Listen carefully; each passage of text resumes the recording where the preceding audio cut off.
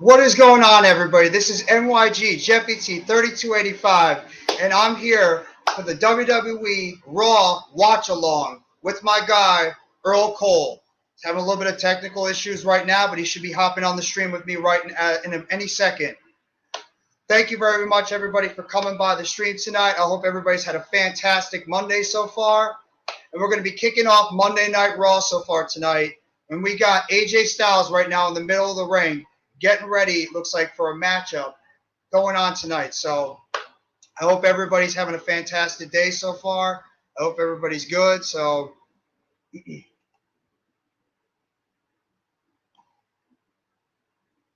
damn right. Good to see you, Boston X Official. Hope you're doing well today, man. Thank you very much for coming by the stream tonight. We got, starting off the show tonight, we're going to have a one-on-one matchup between AJ Styles and Dolph Ziggler. We know how good both these guys are in the ring. We know it's going to be a very fast-paced, technical matchup. So you guys are going to be in for a treat tonight for when this match gets started. And I would not be surprised if these guys are going to put on themselves an absolute 10 to 15 banger tonight. And I want to hear anybody in the chat. What are you guys excited for tonight on Monday Night Raw? Is there any specific segment you guys are excited for? A matchup that you guys are excited for? We know we have tonight the biggest thing that's going to be happening on Monday Night Raw. We got a face-to-face tonight between Matt Riddle as well as Seth Rollins to figure out who is going to be. It's going to be a face-to-face before their eventual matchup at Clash at the Castle this coming Saturday at 8 p.m., as well as we have the finals of the WWE Women's Tag Team Tournament tonight, as it'll be Aaliyah and Raquel Rodriguez that will be taking on. It'll be Raquel Rodriguez and Aaliyah as they're going to be taking on Io Sky and Dakota Kai in the finals for the women's tournament. And here's my guy, my co-host right here, Earl Cole. How you doing tonight, Earl? Everything all right, bro? Unfortunately, ladies and gentlemen, things are going to have a little snafu here. My laptop is completely wiped out. It is not turning on whatsoever. I can't get an internet connection. So, what we're going to do is I'm going to take you as far as I can until my phone dies. Once my phone dies, that is going to be the end of this broadcast for tonight. So we may get up to 3, we may not. So I do apologize to everyone in the streams and everywhere else around the world. But this is the Raw Watch Along. Mm-hmm. And we're going to take you as far as we can take you. Due to technical difficulties that I'm having right now with my laptop, there will be no MLB scores for tonight because I'm on my phone. Normally, I would give you the scores from my phone and everything else, but tonight that's not possible. So we're just going to see what happens here. I'm going to take you as far as I can, and then we're going to see. Right now, ladies and gentlemen, Judgment Day is heading out. And this is the Raw Watch Along, ladies and gentlemen. That is Jeffrey Turner. I'm Earl Cole. We are broadcasting on 6 different platforms here tonight for you. I believe this is the first time that we're broadcasting on your channel as well, Jeffries. Absolutely.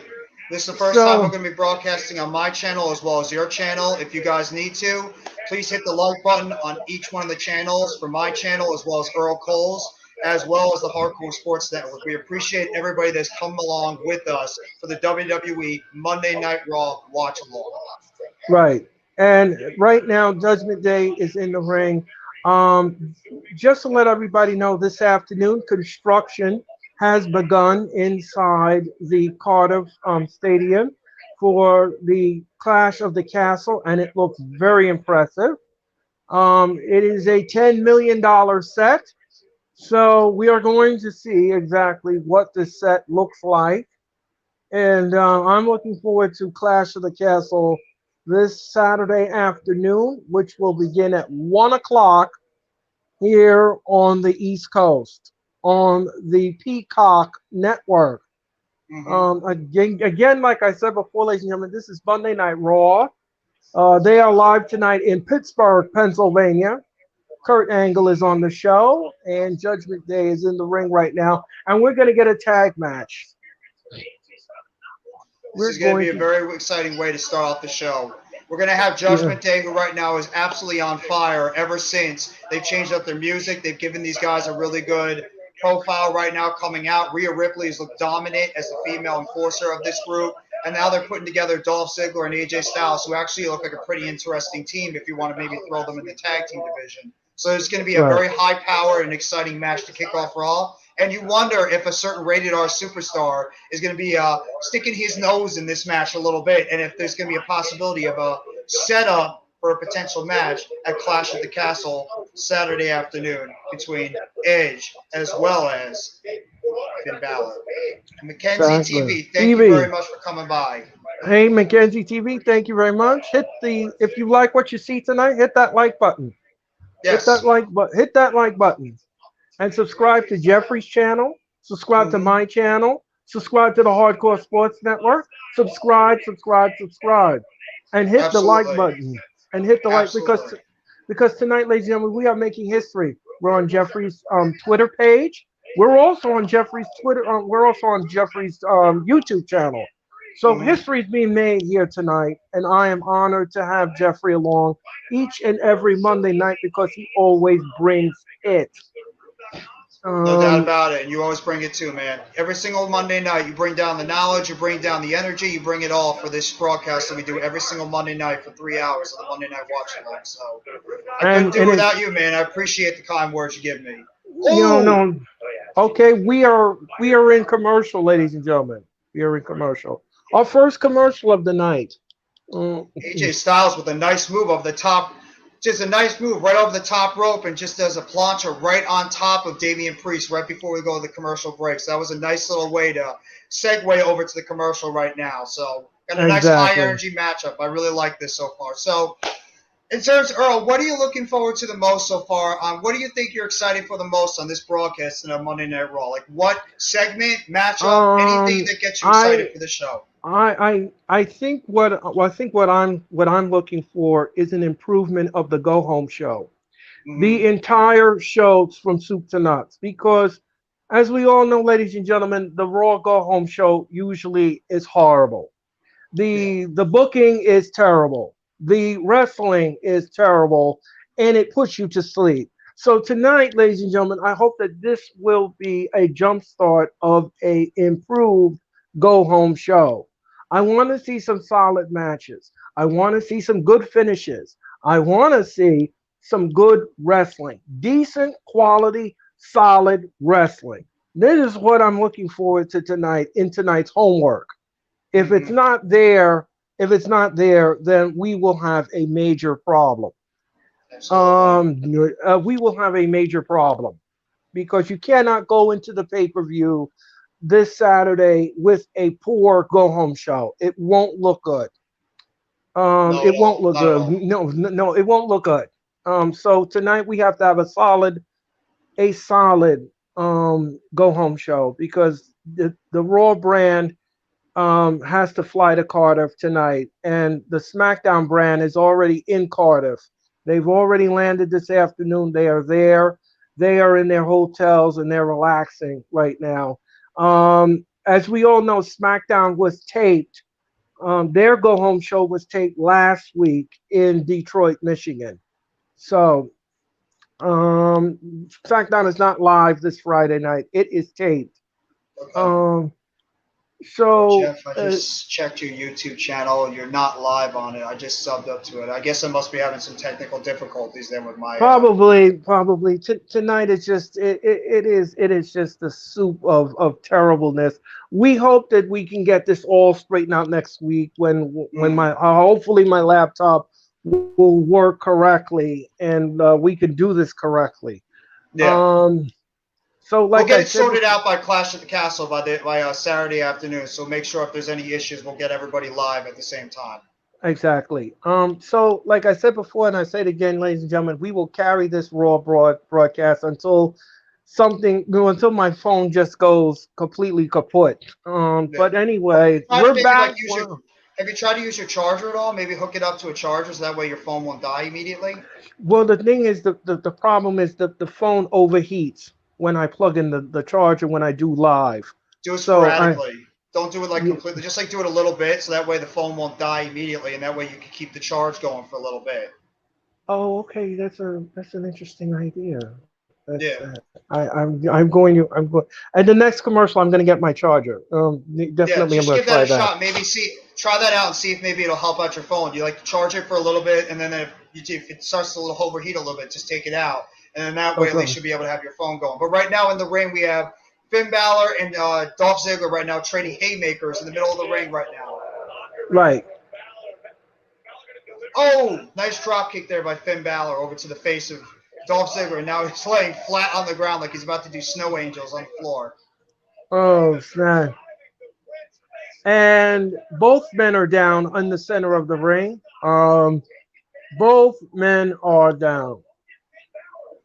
Balor is down. Ziggler is down. And Styles is looking for a tag. He's looking for a tag. Okay, both men made a tag. Damian Priest and Oh, AJ Styles. Oh, back fix.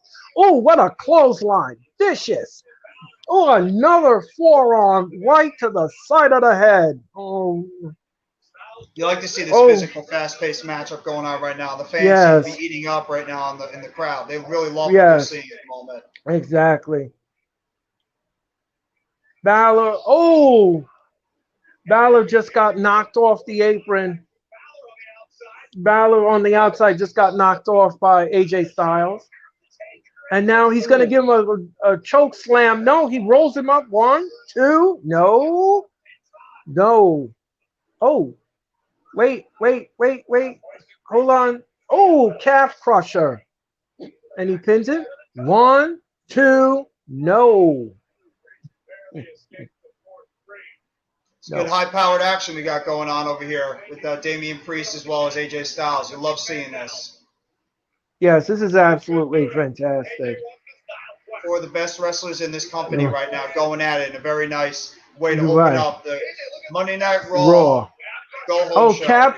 the calf crusher. AJ has got the calf crusher on Damian Priest, and Priest is just screaming like a baby. That's a nice Now, Ushi too before. well, exactly.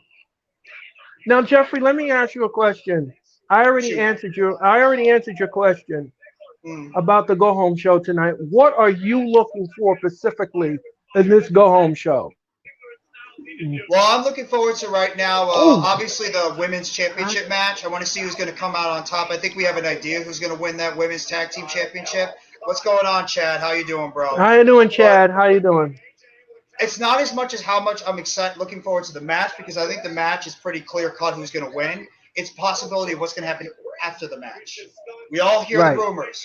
We all hear the smoke that's going around that a certain Boss and Glow connection might be on their way back to WWE. So you have to Ah. wonder if eventually we all believe Dakota Kai and Io Sky are going to win those titles. If a certain Boss and Glow are going to show up tonight and challenge them to official match to figure out who's Oh, yeah. the undisputed women's tag team champions at Clash at the Castle at the Cardiff.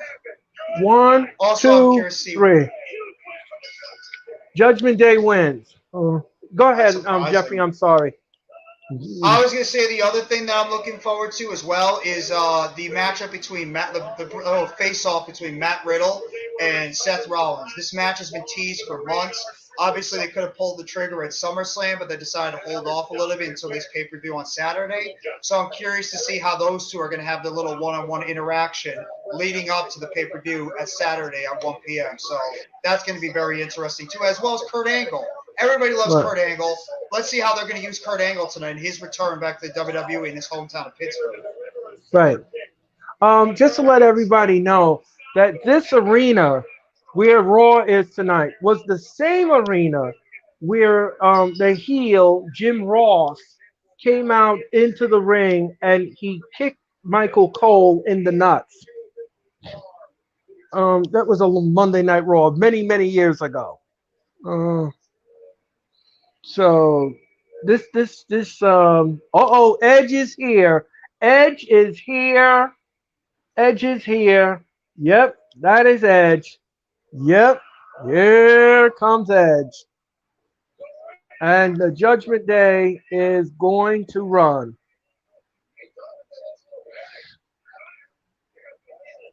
Remember, Rhea Ripley can't get physically involved in this. No, she So has to she stay has, off to the side right, because of the fact that she's still recovering from her latest injury before. So we have right. to see how it's going to go. All right, well, we're going to go to commercial break because Edge is going to confront the Judgment Day, and we are in commercial. The USA show Snake in the Grass. Snake in the Grass. Mm. I'm quite sure in our lives we know a lot of snake in the grass. I think we definitely do. Oh yeah, yeah, I think we definitely believe I think we definitely know some snake in the grass over there. But hell of a matchup to begin the show.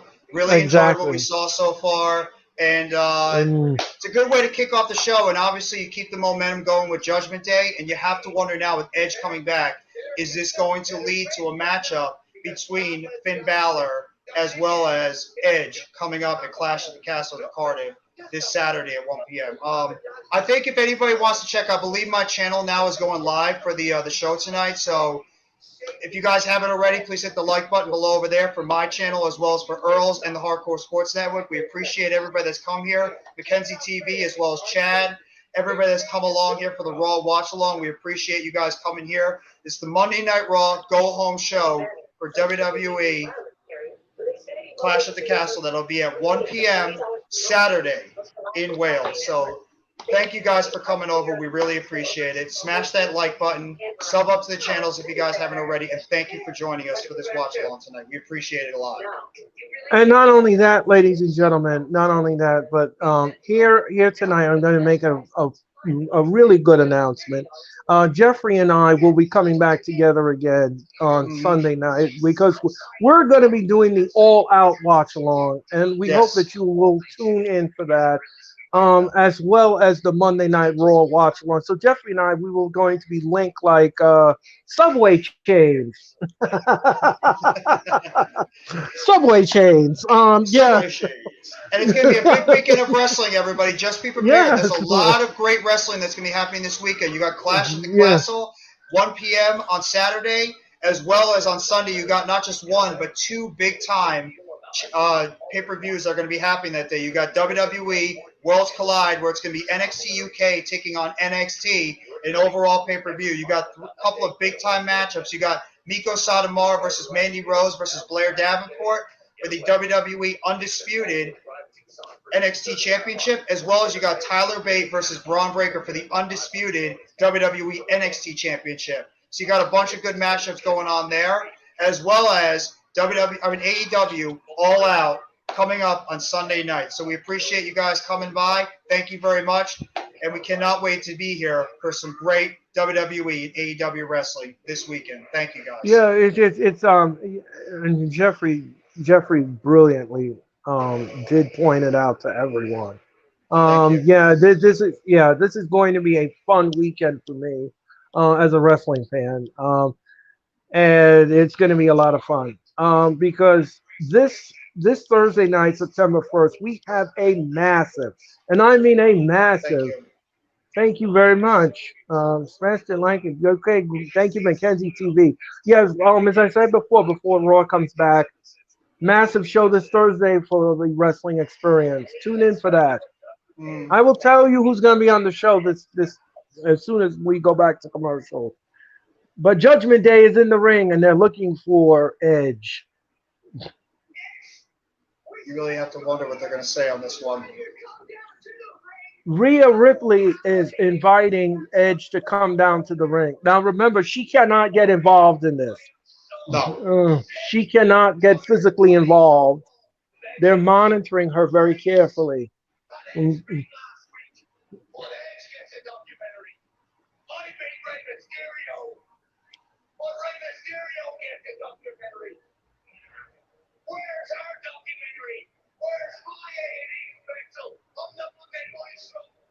Oh, yeah. Love hearing this. Finn Balor is getting mad. Yeah, I he love wants to know this. he wants to know where his A&E special is. He deserves one too for all everything he's been through with this company and how the work he's put in. He deserves an A&E special for him.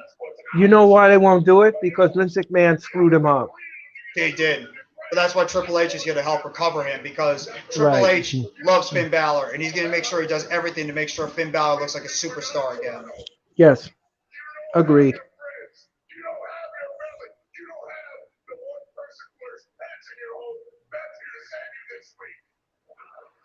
You know, I'm thinking about this too, Earl, just thinking about it.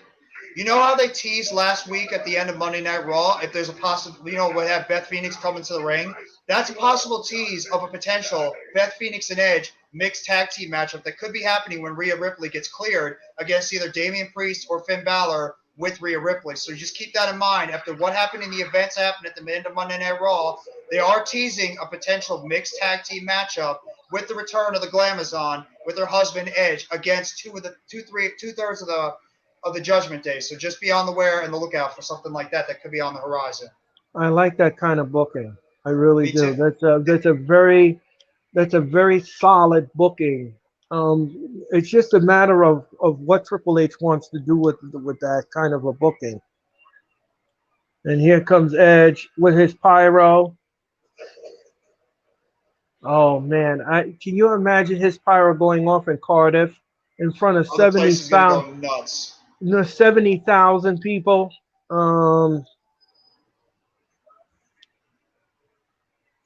There's very few guys that can just bring on the energy and just get you excited when they even come out from their entrance music, like Edge can. Edge just has the yes. energy. He just brings everything to the table in terms of like getting you pumped up and excited from running out to the ramp, throwing up his Mm, fist, pyro going off, and then cutting one of the most passionate promos that any single wrestling fan out there can expect. Edge is just the right. guy that always gets you excited. Now he's going to be cutting a promo right now. What's going to be happening? Uh, CWE Bed-Stuy. How you doing, man? Thank you very much for hey, coming by the channel tonight. If you haven't already, please hit the like button below and sub up to myself, Earl E. Cole, as well as the Hardcore Sports Network. We appreciate you coming by the WWE Monday Night Raw watch along. thank you very much. Which is being broadcast tonight on Jeffrey's channel, Yes. my channel, the Hardcore Sports Network, and all points in between. So thank you very much for coming in and tuning in. We really greatly appreciate it.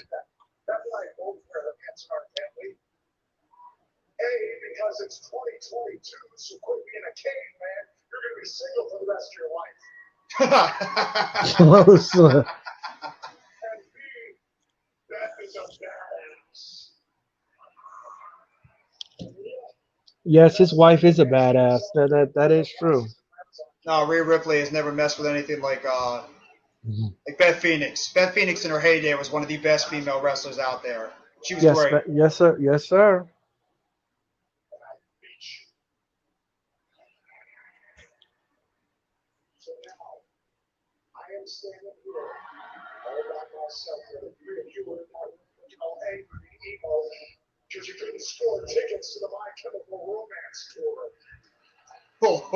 He pulled out My Chemical. He pulled out My My Chemical Chemical Romance. Romance. Wow. There's very few people that can cut it on the mic as good as Edge can. Edge is just one of those guys that just got better and better and better when he got the opportunity to be a solo star, and he's just run with it.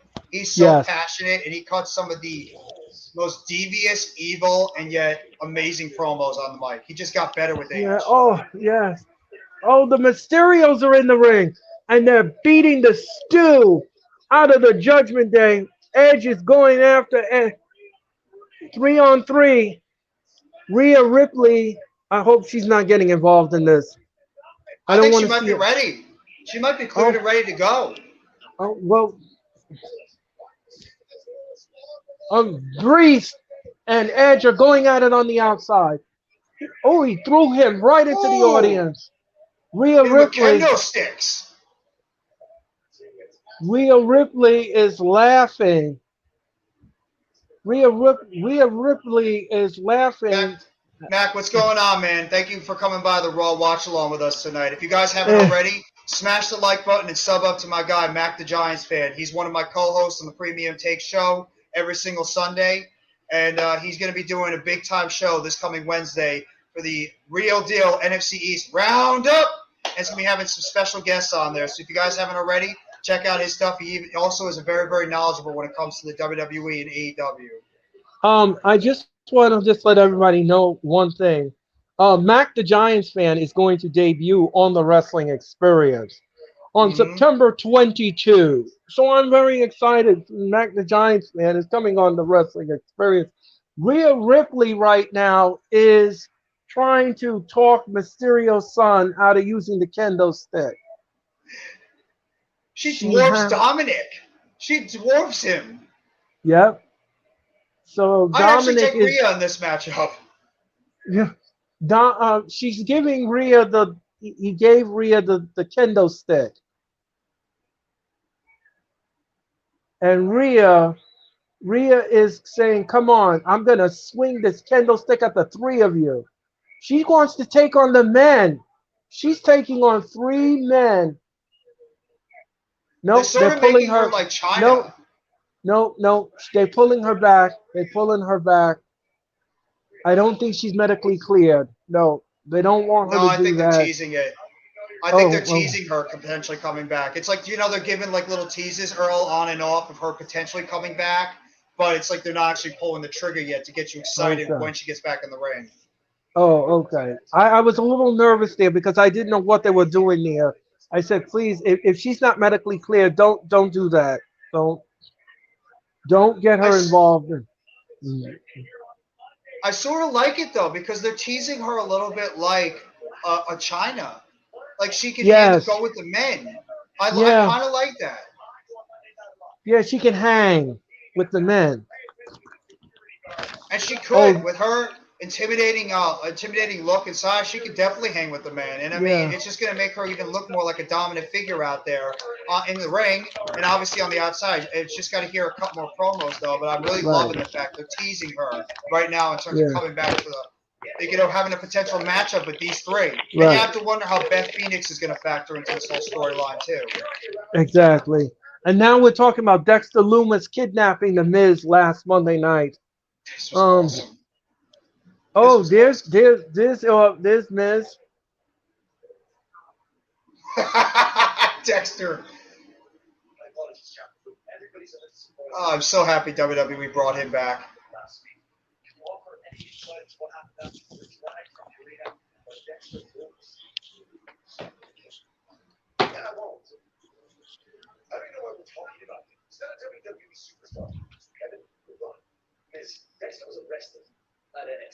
Miz is there with Ciampa side by side right now, heading over They to a backstage interview with Kevin Patrick.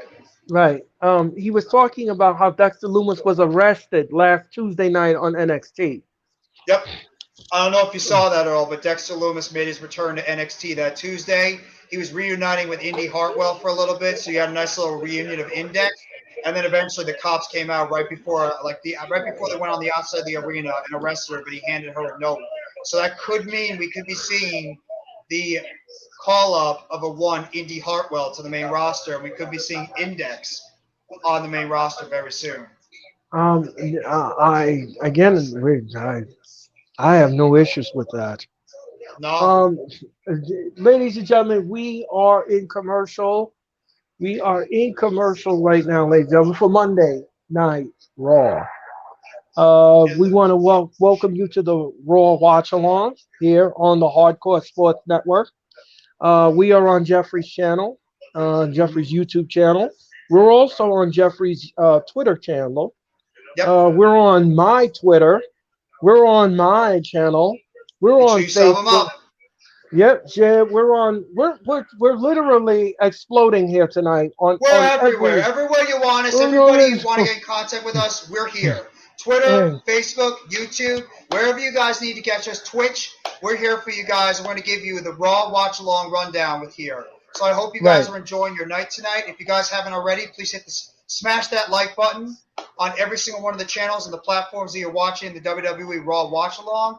Thank you very Right. much for coming by, and we appreciate it so much. And just before the commercial, we saw Asuka, Alexa Bliss, and Bianca Belair heading to the ring, and it looks like they're going to be getting ready for a matchup, and as well building up for their eventual six woman match against the Control, Bailey, Io Sky, and Dakota Kai. And we have to wonder, are And two-thirds this of that is group going to be the women's tag champs? and just let me just say something. This match, ladies and gentlemen, the Control must win to keep the momentum going for Clash of the Castle this Sunday weekend. Absolutely. I do not want to see anything else in the booking realm. I do not want to see anything else in this match.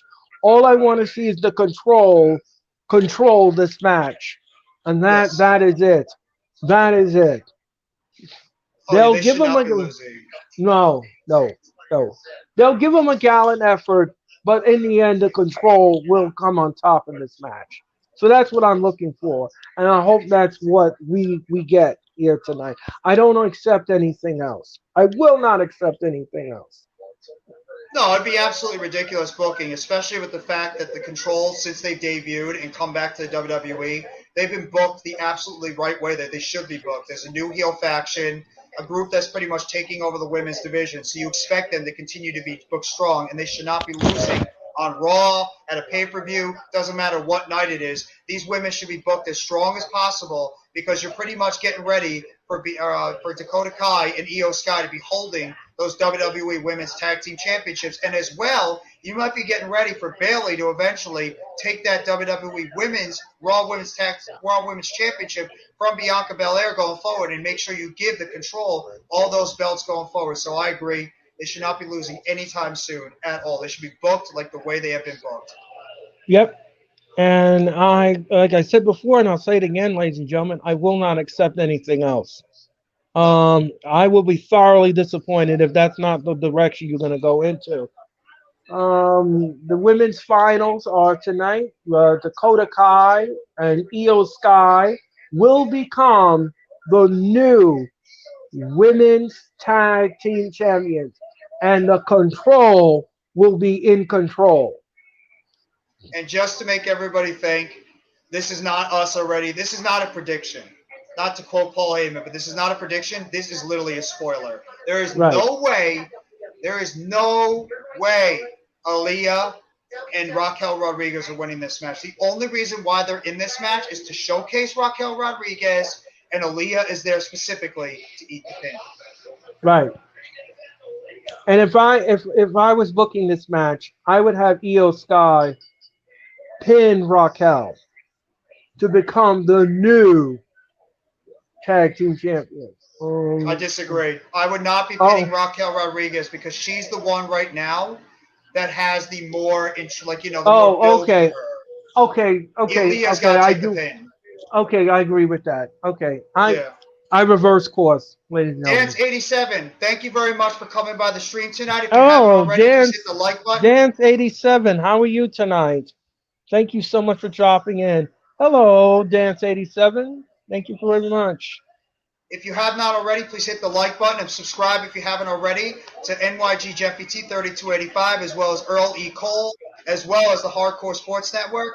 We're all streaming right now on 6 different platforms: mine, Earl's, and the Hardcore Sports Network on YouTube, as well as Earl's, myself, and the Hardcore Sports Network on Twitter right now. So we appreciate you coming by, Dance87. And what's going on, my guy? Unpopular Opinion Sports. If you haven't checked out his stuff, does some of the best unpopular takes on all sports, whether it's baseball, football, basketball. Go check out his channel. He's some of the best stuff going on right now.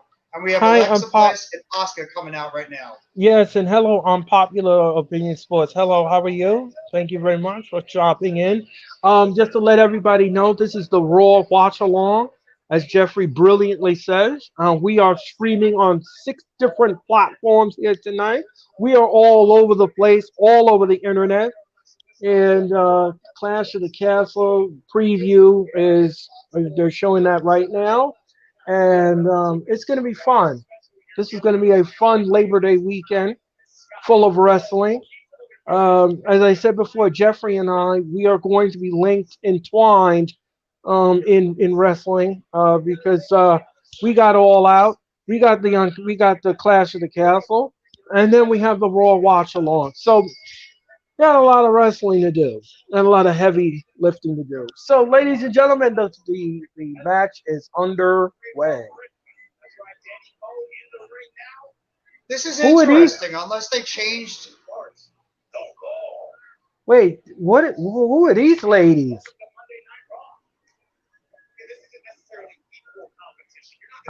This, you Oh, know these what are this is? jobbers. Yeah, these are Okay, probably some women that are in the local area right now that they're going to yeah. try to put against, Alexa Bliss, Asuka, and Bianca Belair right now, just to make them look stronger as they head in to their matchup at Clash at the Castle. One of them Okay, all actually looks right. like Chris Statlander. Yeah, I thought that was, but no. Chris Statlander. I believe she had successful knee reconstructive surgery today, so Yes. she's going to be out a while. Now, Earl, do you have any idea who these three young women are right now in this area? Like, have they mentioned their names at all of who these women are? No, they haven't. None of the broadcasters have, which I'm very surprised. This is a very Uh, old school WWE tactic too. You bring in a couple of women that are going to be those enhancement talents. They're going to try to help the other women that are trying to get over more and push them to like help them out as they get more momentum heading towards a big pay per view. So this is actually not a bad idea at all. no, I don't have any issues with this. These are No. Pittsburgh natives. These women are Pittsburgh natives, and I guess the Raphael, WWE. what's going on, man?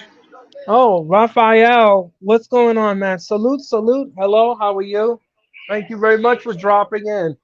If you haven't already, make sure to subscribe up to his channel as well, Raphael Chassin, where he's going to be doing some of his great work over there, previewing some of the Raiders football, as well as he's going to be doing some one-on-one interviews that he's been doing on his show recently and for a while. So if you guys haven't already, please subscribe to our guy, Raphael Chassin. Does great work over there. And we appreciate you, Rap, coming by the WWE Raw watch along tonight. If you haven't already, man, hit those like buttons on all the channels and subscribe to Earl, myself, as well as, well, I think you're already subscribed to all of us, but if you haven't already, make sure you subscribe to the channels. But thank you for coming by. And Jeffrey has done a good job, as always, ladies and gentlemen, pumping As up are you. the. As are you. As Don't give me all the done. credit. You take as much He. credit as I have, man. Oh, no, my friend. You always pump up this show, and I really greatly appreciate it.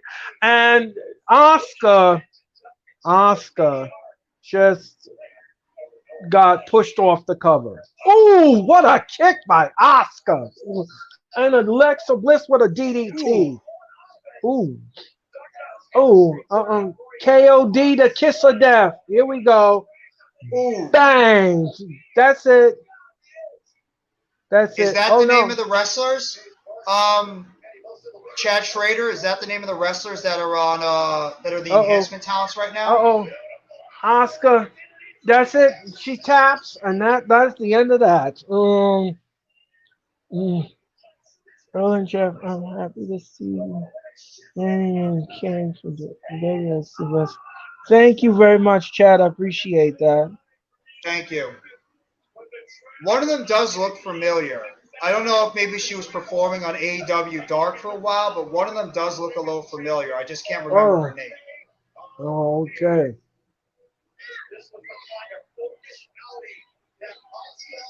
The There you Oscar go. lock. The Oscar lock, and then she tapped. I'm just glad that. Oh no, Oscar's got the mic. Oh no, no, no. Oh no. Please make her cut Oh, a serious promo. No, no, none of the oh. Oscar stuff we've been hearing. I can't stand I, when she does that. I'm going to. I'm going to mute the TV right now.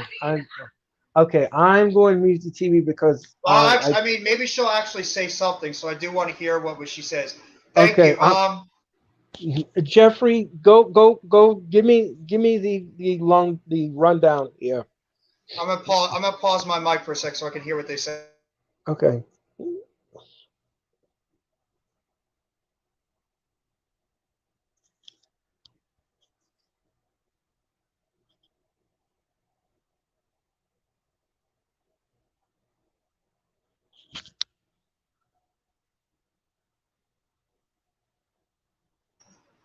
Bianca just pretty much said like that these women have not been here for a while. She's been holding it down for the whole show for a while, and that she's going to make sure they come out as champion, as the victors Okay. on the.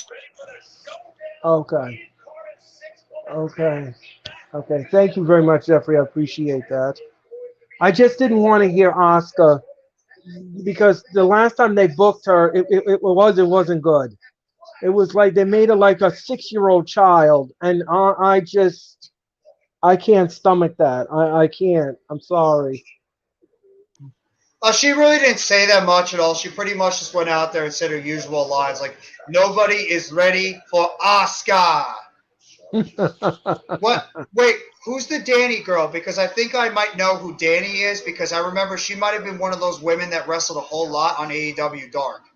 I do remember somebody that was with Dark for a while. I don't remember Katie, but I do remember one of them was an AEW talent for a while. So I wonder if WWE Okay. is bringing them in to scout them, or they're just pretty much enhancement talent since they're in the Pittsburgh area.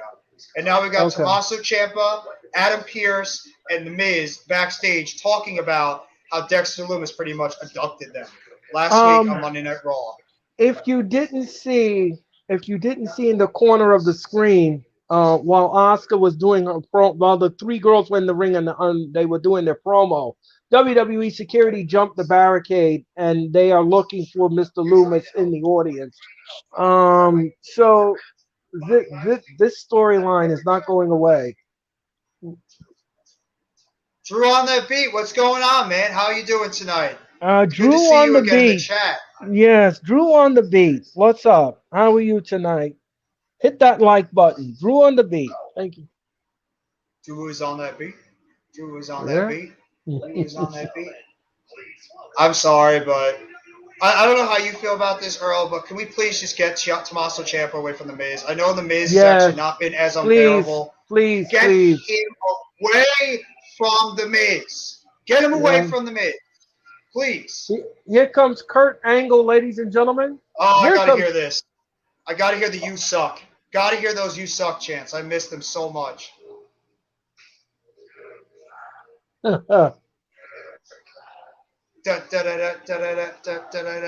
Is he wrestling? It looks like he's wrestling. You suck. You suck. You suck. You suck. Nothing's better than the. Oh my God, he's got the wrestling gear on. Yeah. I know he recently had surgery. He looks good.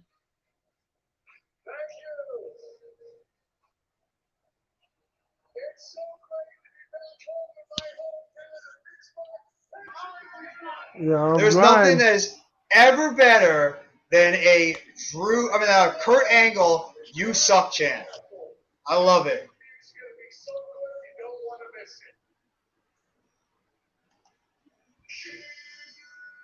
Uh-oh. Oh God. Oh gosh. Talking about Kurt Angle back then to Kurt Angle 2022.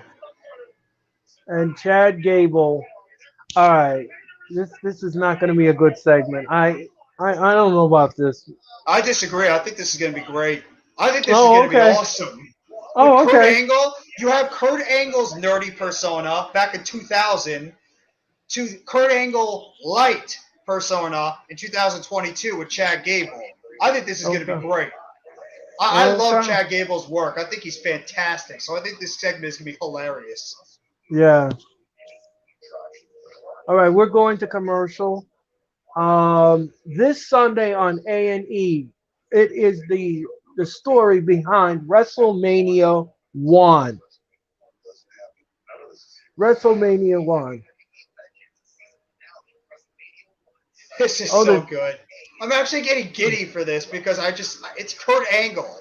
Kurt Angle's in the ring, and if you have gotten the chance to see Kurt Angle wrestle in his prime, you are one of the luckiest people because he was arguably a guy that was a game changer in wrestling. Being able let to me go from an amateur wrestler. Go right. ahead, Earl. No. Go ahead. Go ahead. Finish your thought. I'm going to ask you a question. Go ahead. I don't know if you've ever had the opportunity to meet Kurt Angle, but this guy is No. like one of those guys that is a game changer for wrestling. He came from an amateur wrestling background. Like he's always said in these promos, he pretty much wrestled with a broken freaking neck and was able to win a gold medal with a broken freaking neck. And he was able to not only make the transition from amateur wrestling to WWE superstar, and not only just continue that in the ring, but he became such an amazing character, whether it was his heel nerdy persona back in 2000 when he first debuted, or when he was turning into like the crazy psychopathic, like intense Kurt Angle back in the mid 2000s. I mean, Kurt Angle was a guy that was just revolutionized the business, and he slotted in so perfectly during that Attitude Era and Ruthless Aggression time with such amazing feuds against guys like Chris Jericho, Triple H, John Cena, Batista, Randy Orton, Shane McMahon. The list goes on. Shawn Michaels, have you ever seen his matchup against Shawn Michaels at WrestleMania 21 or 21 or 22? I mean, this guy was unbelievable what he did. It's Yeah. unbelievable what Kurt Angle did in wrestling, and you got to give this guy credit and just all the respect in the world. And that's why people chant "You suck," because it's not because we actually don't like him; it's because we respect the hell out of him for what he's done for this Yeah. business. Exactly, and he took his place, his rightful place in the WWE Hall of Fame. Now let me ask you something, Jeffrey. When he was the general manager of Raw, did you like that gimmick? No. Uh, I don't know how I feel. I think they sort of made him feel like I didn't really like it overall. They sort of made him feel like a stooge in a way a lot of the time. So it didn't really fit him at that time. I think because he didn't really have the free reign and free roam that he could have had if, like, say, Vince McMahon was not in charge of creative and Triple H actually gave Kurt Angle a little bit more free reign to be the actual Kurt Angle. But also, I mean, no, I just didn't like it. I thought it could have been a lot better, to be honest. Well, you know something, he did fall. He did fell out of fell out of love with the WWE because he did mention that when he was the general manager, he wanted to be the head writer for Yes. Raw, and Vince said no. Vince says absolutely not. I'm not doing that. That is not for you. Mhm. That wouldn't fit you. And so Angle was like, okay, well, I'm going to give up the GM ship, and I don't want to do this anymore. And that's the role that they did. They gave him a way out, and he did. It's so Uh, stupid too that because Kurt Angle is one of your greatest wrestlers you've ever had in the business, you should be able to give that guy the respect he deserves. But it's just what Vince McMahon was like. If you do one thing that gets on his nerves, he's just gonna throw you off to the side and bury you. We had his last match against Baron freaking Corbin, but he should right, have had it against John Cena, who he had right. arguably his greatest rivalry against was John Cena, and he didn't let him do that. And Yeah. that's who Kurt Angle wanted to have his last match against. Yeah, that's what he So wanted, but Vince was like, "No, I'm gonna give you this direction." exactly. Um, Since he you're a little also ahead of me, Earl, what do we got? What are these guys doing right now? Like, what kind of promo are they? Chad Oh God. Chad is talking about Kurt Angle and day out and day in and day out and how he's a good athlete, how he's a good person, gold medal. He's Chad is like complimenting him about how he won the gold medal. He won it with his broken frickin' neck. Love it. It's like I'm staring at a mirror. I'm literally just sitting here staring at a mirror with Kurt Angle and Chad Gable. Exactly the same type of guy. Have you ever met Kurt Angle in person, Jeffrey? Yes, I have. I actually had the chance to meet him. He was doing a signing at a vitamin store over not that far from the Willowbrook Mall in New And Jersey then let years me ago. ask you a question. Did you take the picture? Yes, I did. I have Okay, a great. picture, and Perfect. I once where he wasn't actually doing a wrestling signing, but I wore a merchandise from him, one of like a from this angle, "You suck" shirt, and I wanted to make sure I brought that because Kurt Angle was always one of my favorites, and he was I doing think that something to promote his vitamin, like his appearance he was making at the vitamin shop. When he saw that shirt, he started smiling. He's like, "I love that shirt. Thank you let me so t- much for coming back there." And I was just like, it was a dream to be able to see Kurt Angle in person. you know something, that story just gave me the chills. It really did. This, I love hearing stories like that from other wrestling fans. I love hearing stories like this. I mean, Okay, I met some. Go ahead. I'm Chad sorry. Gable is it's okay. Chad Gable is offering something to Kurt Angle right now. Go ahead, Jeffrey. I'm sorry. No, I actually want to hear what these guys are going to say in the promo. So go Okay. ahead. I'm curious to hear what Chad Gable's going to say. Chad Gable says thank you. So now he's going to give Angle. Okay. Otis is giving Angle right now a red jacket. He wants to join the Alpha Academy.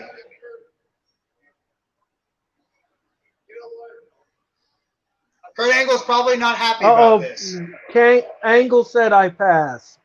Angle just threw Adrian, the what's going on, man? How you doing tonight? I hope you're doing well. I hope your family's doing well. Adrian. Thank you for coming by the stream.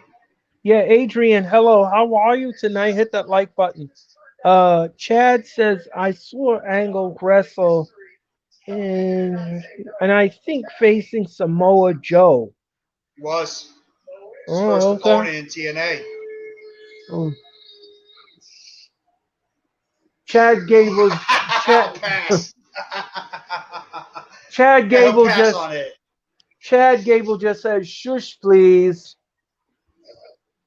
to Kurt Angle.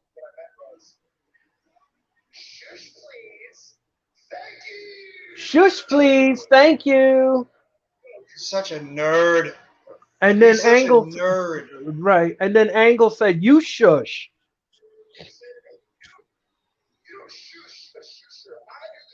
He said, "I do the shushing. You don't shush me. I shush you." So now they're gonna have a shush match. Yeah, he'll Shush, shush shush, Kurt Angle. shush, shush, shush, shush. They're going back and forth with the shush, shush, shush. I mean, they're both nerds. They're both nerds. I love it. This is funny. This is a funny I segment. love these guys. I love these guys. And Mac is right. If anybody remembers, the first rivalry that Kurt Angle had when he went to TNA was when he went up against Samoa Joe. And you guys remember one of the biggest interactions when Kurt Angle debuted in TNA and he gave Samoa Joe a headbutt.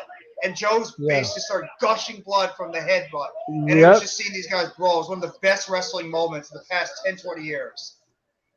I mean, Okay. how can you not love Kurt Angle? And the Street Profits have joined Kurt Angle. And they're dressed in Pittsburgh Steelers colors. There you go. You know the Street Profits are going to be up there, and you know they're going to be coming for that smoke against the Alpha Academy. Right. Kurt Angle's actually, that was pretty good. Kurt Angle struggled a little bit. You know, he doesn't have that same zing that he had back in the day. It was a little vintage Kurt there. Like, you know, he was Right. very quick on the mic, quick-witted at the time.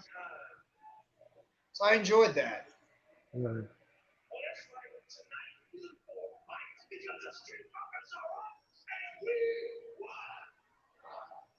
Okay, so the Street Profits look like they're going to have a tag match with the Alpha Academy with Angle in the Profits corner. There we go. Now, Earl, I was going to ask you before, too. What do you think they are going to be doing with the Street Profits? It feels like since they lost their tag team title match at SummerSlam, they've been very directionless. Like, this group they're going nowhere. They're pretty much doing backstage segments. There's really no direction with this group. They were teasing a heel turn a little bit right after their SummerSlam matchup, but it just seems like it might be a slow burn. But it seems like the Street Profits are a little bit directionless at the moment. What do you think about that? Yeah, I agree with that assessment, Jeffrey. Unfortunately, they cannot go for the Raw tag team belts anymore, and they cannot keep booking them in that.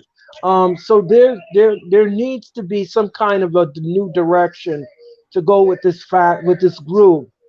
Not unless you want to break them up and put one on Raw and one on SmackDown and let them thrive like that, or you want to make them heel or something. Something has to pop off here. Something has to happen with the Street Profits because you can't book them anymore against the Usos. Those days are over. The No. audience is not going to want to see that again. They're not going to gravitate to that. So you have to figure out something. Something in the booking realm has to happen here with the Profits. You either split them up and put one on Raw and one on SmackDown, or you're going to make them a heel. One out of the two, you got to do whatever. You got to think outside the box here. It's either one way street or another street. So I'm not sure. I agree with you 100%. Just before I give my answer on it, thank you everybody that's been coming by the watch along tonight. My guy Adrian, the Sports 4177, he does some great stuff when it comes to wrestling as well as the Denver Broncos. He does some awesome shorts on his channel. So if you haven't already, make sure you go sub up to him. Thank you everybody for coming by the watch along for Monday Night Raw with my guy over here, Earl Cole. Does the wrestling experience every single Thursday where he's going to be having a special guest, the wrestling experience debut of Mac the Giants fan. So make sure you guys check them out on Thursday. And thank you guys for coming by the Raw watch along with us. This is NYG Jeffy T 3285 as well as Earl Cole. We're streaming right now on 6 different platforms. On my channel right here, so you can see right there below and the highlight in the blue, as well as Earl's channel as well, and the Hardcore Sports Network, as well as we are streaming currently on Twitter on all 3 of our channels, myself, Earl's, as well as the Hardcore Sports Network. Thank you, everybody, for coming by the stream tonight. We hope that everybody had a fantastic Monday. In terms of the Street Profits, what's going on, Big Boy Facts, Johnny TV? Hey, big boy facts, Tony. Hello, how are you? Hit the like button. Um, Jeffrey said it brilliantly, ladies and gentlemen. As always, he always brings it each and every Monday night. We are broadcasting on 6 different platforms here tonight on the Hardcore Sports Network. If you want to show support to the Hardcore Sports Network, the link for their YouTube channel is in the description below. All you have to Mm-hmm. do is just log on to it, and you can subscribe. Subscribe to Jeffrey, subscribe to me, subscribe, hit the like button. Jeffrey is not only a passionate wrestling fan, he's also a Giants fan, and he also brings it. He has knowledge of football and wrestling, and he does it all. And everything this man touches, ladies and gentlemen, turns to gold. And ladies and gentlemen, you don't have to find As long as it's any not more. fool's gold.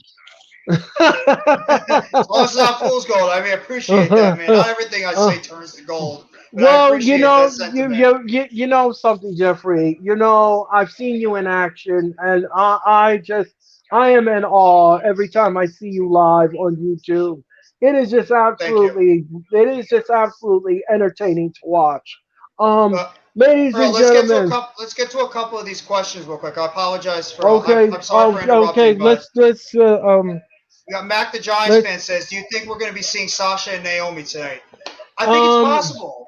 I think it's That's a very possibility, possible. Mac the Giants fan. That's possibility. That is a possibility, Mac the Giants fan. Who will win the Roman Reigns versus Drew McIntyre?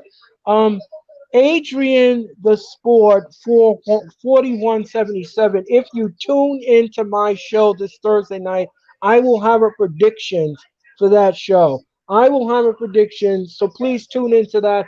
I will We give you got my breaking prediction. news. I apologize for interrupting. We have breaking news concerning Clash at the Castle. It is going to be the Mysterios and Edge taking on the Judgment Day this Saturday at Clash at the Castle. So there's going to be a 6-man tag, and yes, Rhea Ripley will be in the matchup. So it's going to be the Mysterios, Ray and Dominic, along with Edge, taking on the Judgment Day, Finn Balor, Rhea Ripley, and Damian Priest this coming Saturday. That's going to be a hell of a 6-man tag. Well, 6-man / woman tag. So I apologize. You Uh, may continue, Earl. I just want to break that news to everybody in the Yeah, chat. well, thank you very much, Jeffrey. I appreciate the breaking news, ladies and gentlemen.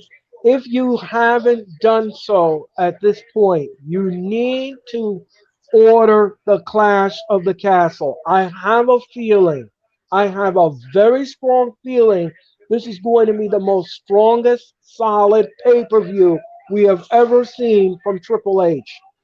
So I cannot wait to this Saturday afternoon. It's going to be fantastic. Please, like I said before, join us for the Clash of the Castle this Saturday. It's going to be a fun Saturday afternoon.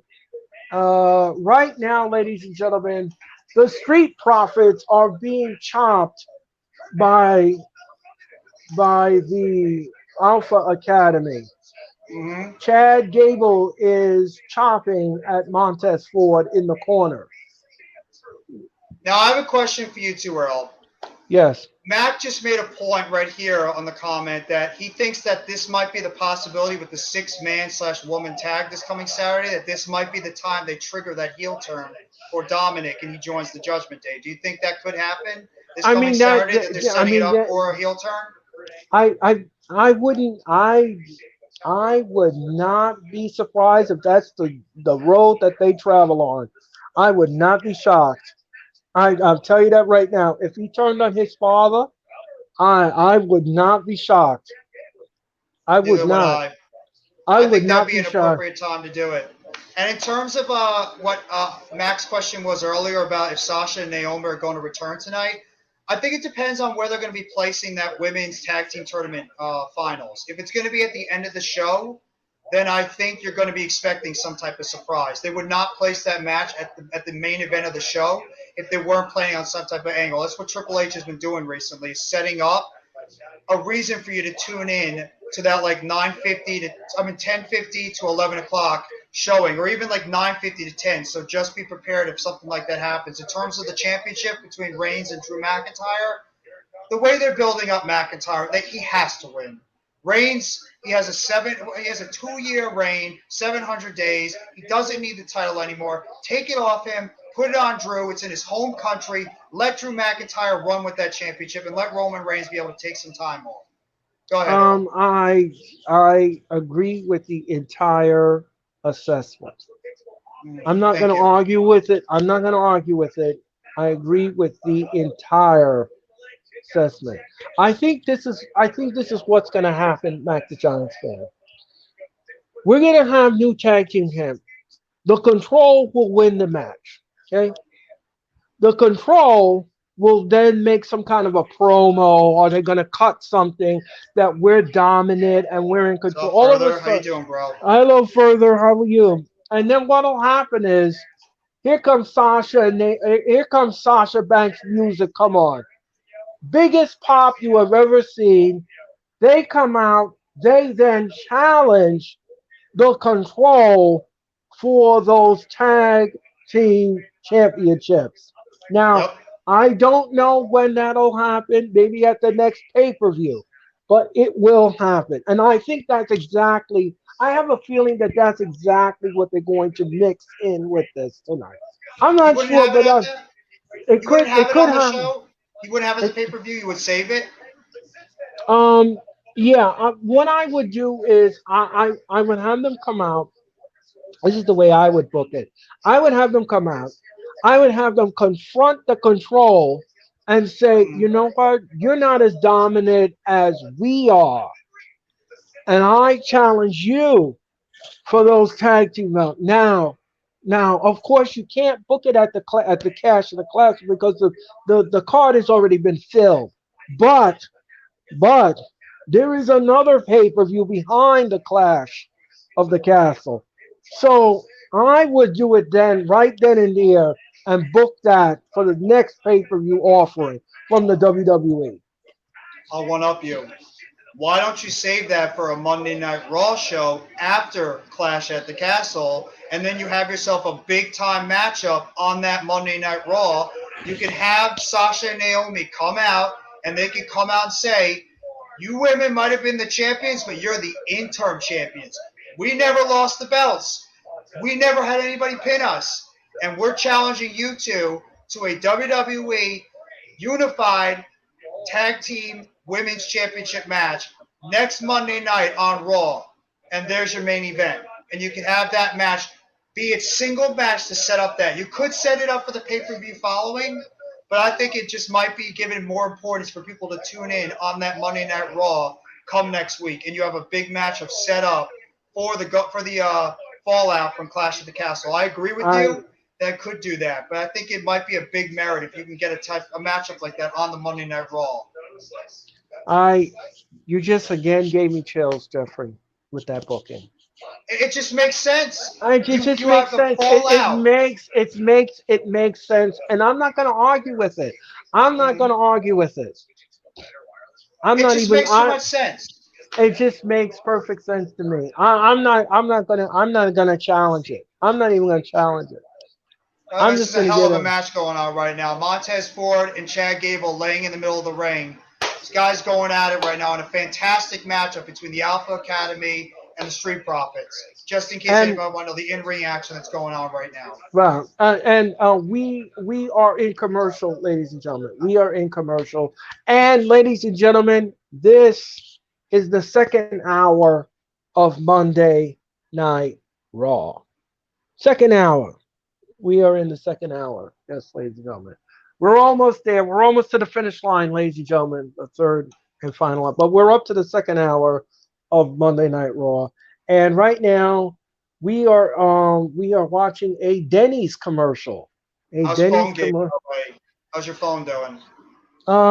So far so good. I was gonna get up a few minutes ago and get my charger, but it looks like my phone may be hanging on, or maybe Get that doing charger the ready just in case. Don't be so sure. Get that charger ready in case yeah. something So happens. Normal yeah. guy, what's going on, bro? How you doing? Thank you So guys, everybody for coming by the chat. Go ahead. uh, Jeffrey, why don't you take over for a second, and I'm going to pop out, and I'm going to go get my charger, and welcome everyone to the Raw Watch Along. All right.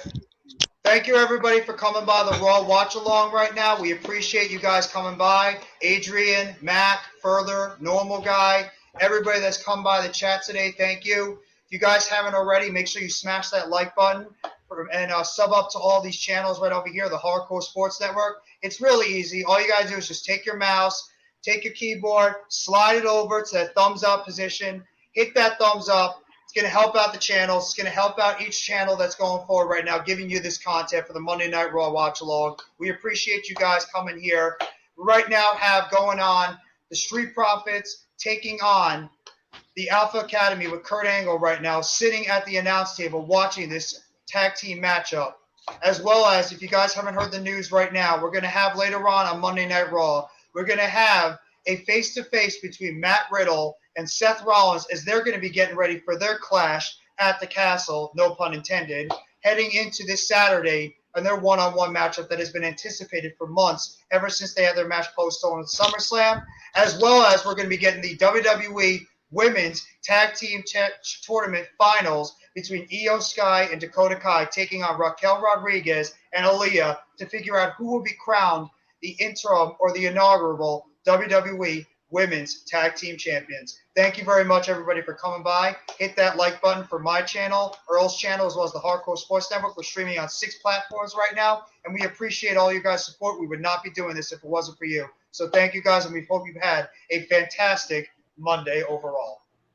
And ladies and gentlemen, I am back. My phone has been plugged in, and let's see if it starts to get a little too Floodgate hot. has I will. officially been taken care of. Yes. So Cardiff, Wales, this Saturday, start time of 1 o'clock on the Peacock Network. Uh, that is the Clash of the Castle. We are back with Monday Night Raw, ladies and gentlemen. This is the fourth installment of the Raw Watch Along. Next week, ladies and gentlemen, we're going to be doing number five. Number five. And Kurt Angle is clapping at ringside. He's cheering on the Prophet. Um, yeah, so normal guy, thank you very much for coming in further. Mac the Happy Giant. soon to be birthday, normal guy. Yeah, happy birthday. Next Sunday is my birthday. Thank you very much, normal guy. Happy birthday. Uh, uh, just to let everybody know, Mac the Giants fan will be Ooh, debuting. Ooh, oh, nice DDT by Montez Ford. great DDT. Otis with a splash in the corner. Oh, and a power slam. One, two, no.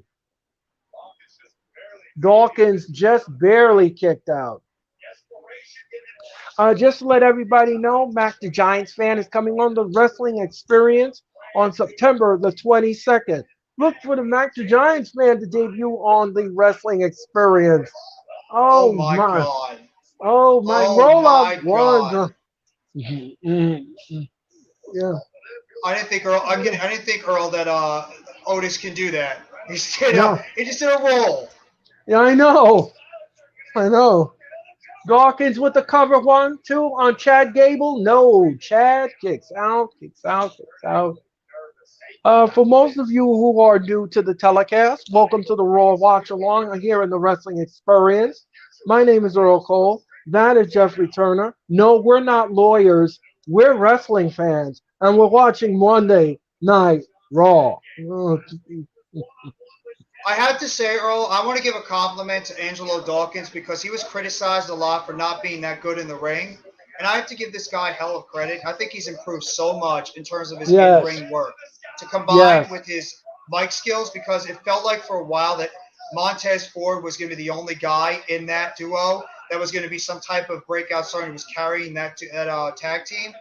right, Angelo Dawkins has improved a hell of a lot over the past couple of months in terms of his in-ring work. So I got to give right. him credit where credit is due.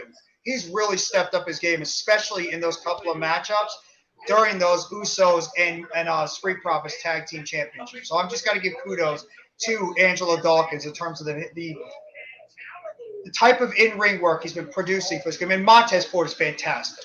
This guy's got megastar written all over him when he eventually goes solo. And I agree with the assessment. I agree with the entire assessment. I mean, you could just tell Yeah, right away that when Montez Ford does go solo, because it's going to happen eventually, that he's going to be booked like a big time star. He just has it all: charisma, in ring ability, everything. Great one, character. two, no. I agree with your assessment. And in terms of Otis, everybody makes fun of this guy because of the goofy gimmick he had back in his with heavy machinery in NXT and beginning of their run in WWE, and now with this new silent killer type look he has in with the Alpha Academy and Chad Gable. He's a pretty decent wrestler when he actually gets a chance to go. So Right. I got to give credit to Otis as well for his size. He can move pretty well in the ring. But you see, Jeffrey. Again, I don't mean to go back to things, but Vince McMahon ruined him They did. with the stupid Money in the Bank and the thing with Mandy Rose and all of that. And now the ankle lock on Montez Ford. Chad Gable has the ankle lock like Kurt Angle. You don't think that's a message right over there to Kurt Angle? It's like, hmm He's you see gonna what I'm doing tap. over there, Kurt? Don't tap. He's Don't gonna tap. tap. He's gonna tap. Is Montez he Ford putting is down the gonna. straps? Yes, he Nope, is. He's nope. putting down the straps. Oh, Montez Ford. Montez Ford got the ankle lock, and Chad Gable. Chad Gable's trying to. Tap. Tap. He's gonna Tap. tap. Tap out. Oh no, he's gonna tap. He's gonna tap. He's gonna tap. No, no. Otis is in the ring. Otis splash. Oh, Otis man. splash. Otis splash. Montez Ford. What a counter. This guy's Right. freakishly athletic. I mean, there's not a lot of guys that have the athleticism of a Montez Ford.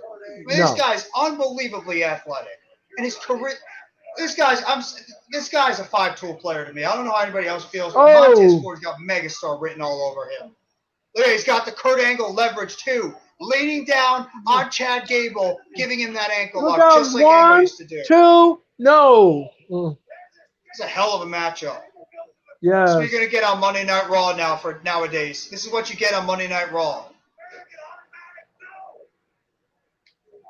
Oh, what a pounce. What a pounce by. Wow, what a pounce. For anybody that's a college football fan, normal guy has it right here. LSU. is going to be playing against Florida State Bang! this coming Sunday. If you're a Florida One, State or an LSU two, fan, make sure you watch three. that. Yes. The Street Profits win. As they should. As they What should. a what a match. What a match. That I was love a that move. look at this pounce. Right. He pushes Otis right over the announce table with the pounce. And then he does it again to Chad Gable. That's a thing of beauty. That frog splash by Montez Ford. One, Man, two, three. Match is over. Street Profits come out with the win. I'm telling you, Jeffrey, this is what tag team wrestling should be. This is And what this is what tag team wrestling should be for years. But Vince McMahon um hates tag team wrestling. I have Another no thing. I have no comment on that. I refuse to Miz, comment. what's going on, my guy? How you doing today, Miz? If you guys haven't already, Uh, make sure you sub up my guy, Miz. He's one of the most passionate New York Giants and New York Yankees fan out there. You're all going to right, get normal. great promos. You're going to get great passion from him. So make sure, if you guys haven't already, sub up to my guy, Miz. He's going to bring Okay. it to you every single time when it comes to the New York football Giants and New York Tavi, Yankees. oh, Thank you for the support, man. I appreciate it. yeah, thank you for the support. And please, please, please, if you like what you see here in the Raw Watch Along, hit that like button. We have greatly appreciated because tonight, ladies and gentlemen, we are making history. He's drinking Oh, milk. milk. I He's drinking love milk. it. If anybody He's, remembers back in the day with Kurt Angle drinking the milk truck, I mean, come on. that's right. Milk does a body good, ladies and gentlemen. Thank you, Miz. I appreciate it, man. Thank They, you they, very I much hit for the the thumbs support. up. Thank you very much, Tavis Miz. Thank you very much for I'm the. telling you, Earl, if you want passion, if you want somebody that's going to get you fired up before a New York Giants or a New York Yankees game, go watch my guy Miz. He puts out some of the most passionate videos out there that if you makes you want to run through a friggin' wall. He will literally make you want to run through a brick wall. He's that good at it. And that he's Well, you, easily one of the best out there. well, let me just say something. You know, you and him should collaborate and do a show called Giants Today. I think I've that'll done some be. work with him previously. I've actually been Oh, on Miz's channel a couple of times in the past for the New York Giants, essentially. Like, we did some oh, Giants okay. talk on a live stream earlier this summer. So, Okay. What's up, I mean, Miz? he's one of the best when it comes to business, and Mac is too. I appreciate you Okay. guys coming by and showing the support. Sincerely, thank you guys for coming by for the Raw watch along. Really, and thank you very much, everybody. Make sure you hit that like button if you haven't. Sub up to all the channels on this that are going to be broadcasting the Raw watch along. Myself, Earl Cole, the Hardcore Sports Network. We'll also be streaming right now on Twitter when it comes to Earl's channel, my channel, as well as the Hardcore Sports Network. Thank you very much, guys. Appreciate it so much, and hope everybody's had a fantastic Monday. Yes, and as I said before, and I'll say it again, ladies and gentlemen, each and every Monday night we have Jeffrey here, and Make sure he you watch is that, guys. yes, yes. Adrian the Sport. I miss Kurt Angle those days. My favorite wrestler. Yeah, top 5 wrestlers. Yes, Kurt Angle's Adrian, tremendous. He is tremendous. tremendous. Thank you so much, Adrian. We appreciate it. We appreciate everybody who's in the chat. If you are liking what you're seeing, please hit that thumbs up, hit that like button, hit the like button on the Sports Network, hit that like button on Jeffrey's channel, hit that like button on my channel, hit that like button all over the place because we are streaming on 6 different platforms, and tonight we're making history. We are Thank on, we are the on like. Jeffrey's. Yep, we are on Jeffrey's Twitter. And we're on Jeffrey's YouTube channel as well. So, ladies and gentlemen, the link for his stuff is in the description below. You don't want to miss a beat of what Jeffrey has did because he is a passionate sports fan, and I respect his intelligence and I respect his passion. And ladies and gentlemen, he brings it every Monday night here on the Watch Along. And I couldn't have had a better co-host than what I have today. So, with I all have of to that say, being, Earl, because we actually have something to be excited about on Raw too. How many years have we had to watch garbage Raw over and over and over, yes, crap after crap after crap after yes, crap? We years, actually started our years, show. We started our Raw show at the perfect time because we actually got change that was needed, and now the program is more intriguing, more exciting. We have people we want to see, intriguing storylines, great wrestling. It feels like a renaissance that this product and this company has needed. And now Monday Night Raw is arguably the best wrestling show on TV right now. Who the and I hell would have can't, said that years ago? and years ago, we wouldn't say Years, that. We over a wouldn't, decade. we wouldn't have said that in years. How many times have I done my show where I have roasted Raw to the It's core? too many to count. It was It's just crap too after much. crap. It's just too much. It's too much to count. It's way too much in the archives. Way too much.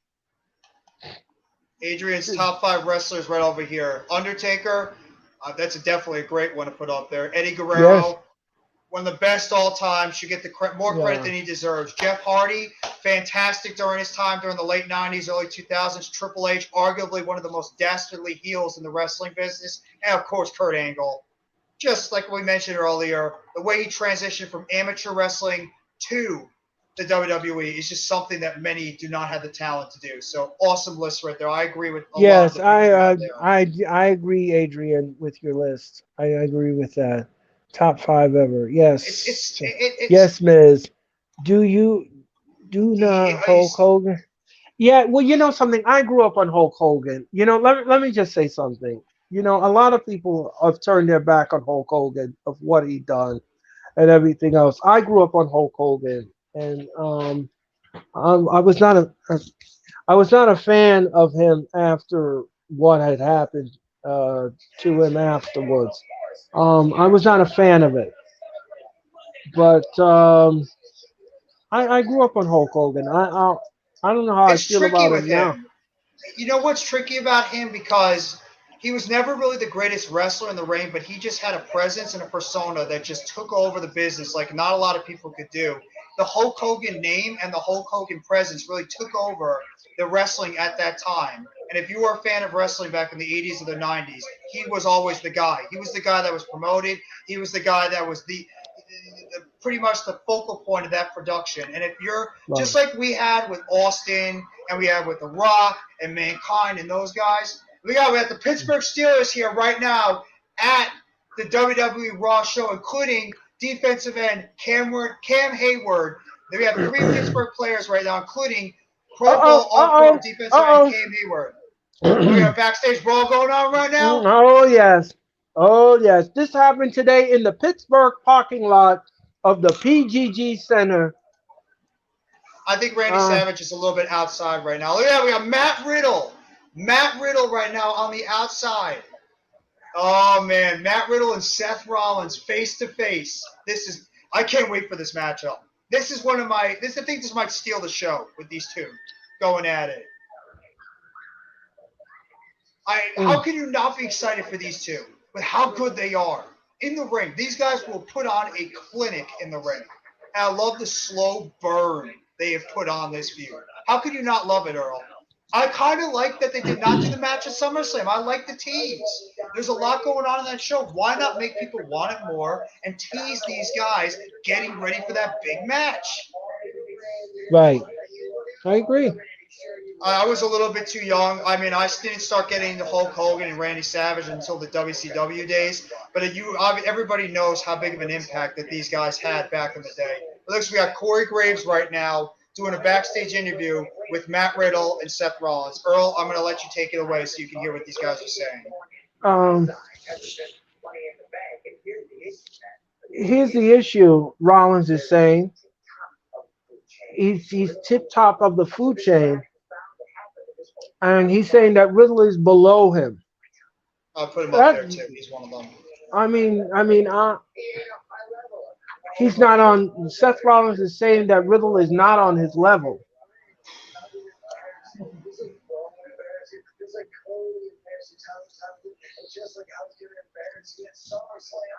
He said Riddle said I was going to embarrass you at SummerSlam, but you injured me and I couldn't do the match. I No, cannot wait for these two to go at it. Rollins say nobody likes Riddle. Nobody in the locker room can stand him. Uh oh. Nobody can stand him. He said Rollins is saying that he is going to beat the stew out of Riddle for the entire Raw locker room because the entire locker room don't like Riddle. That was a fantastic matchup too. I agree. That ladder match, it really was the reason that put Jeff Hardy over as a single star when he had that matchup against The Undertaker in that ladder match. It was Yes. easily the thing that made Jeff Hardy a bigger single star. Go ahead, Earl. I just want to point out that comment by Adrian before. No. That was a good compliment. Thank you very much, Jeffrey. I appreciate it. Um, The one thing I love about Rollins is the fact he can just turn off that goofy, happy personality and then just snap of a finger, he goes right into like that sadistic, angry guy. I love it how he does that. okay. Corey Graves is saying that this is the first time that Riddle and Rollins will be taking on each other at the Clash of the Castle. And he said, I'm going to come into the Cardiff and I am going to put down Riddle. Oh, well, we'll see about that. Fun little factor, real quick.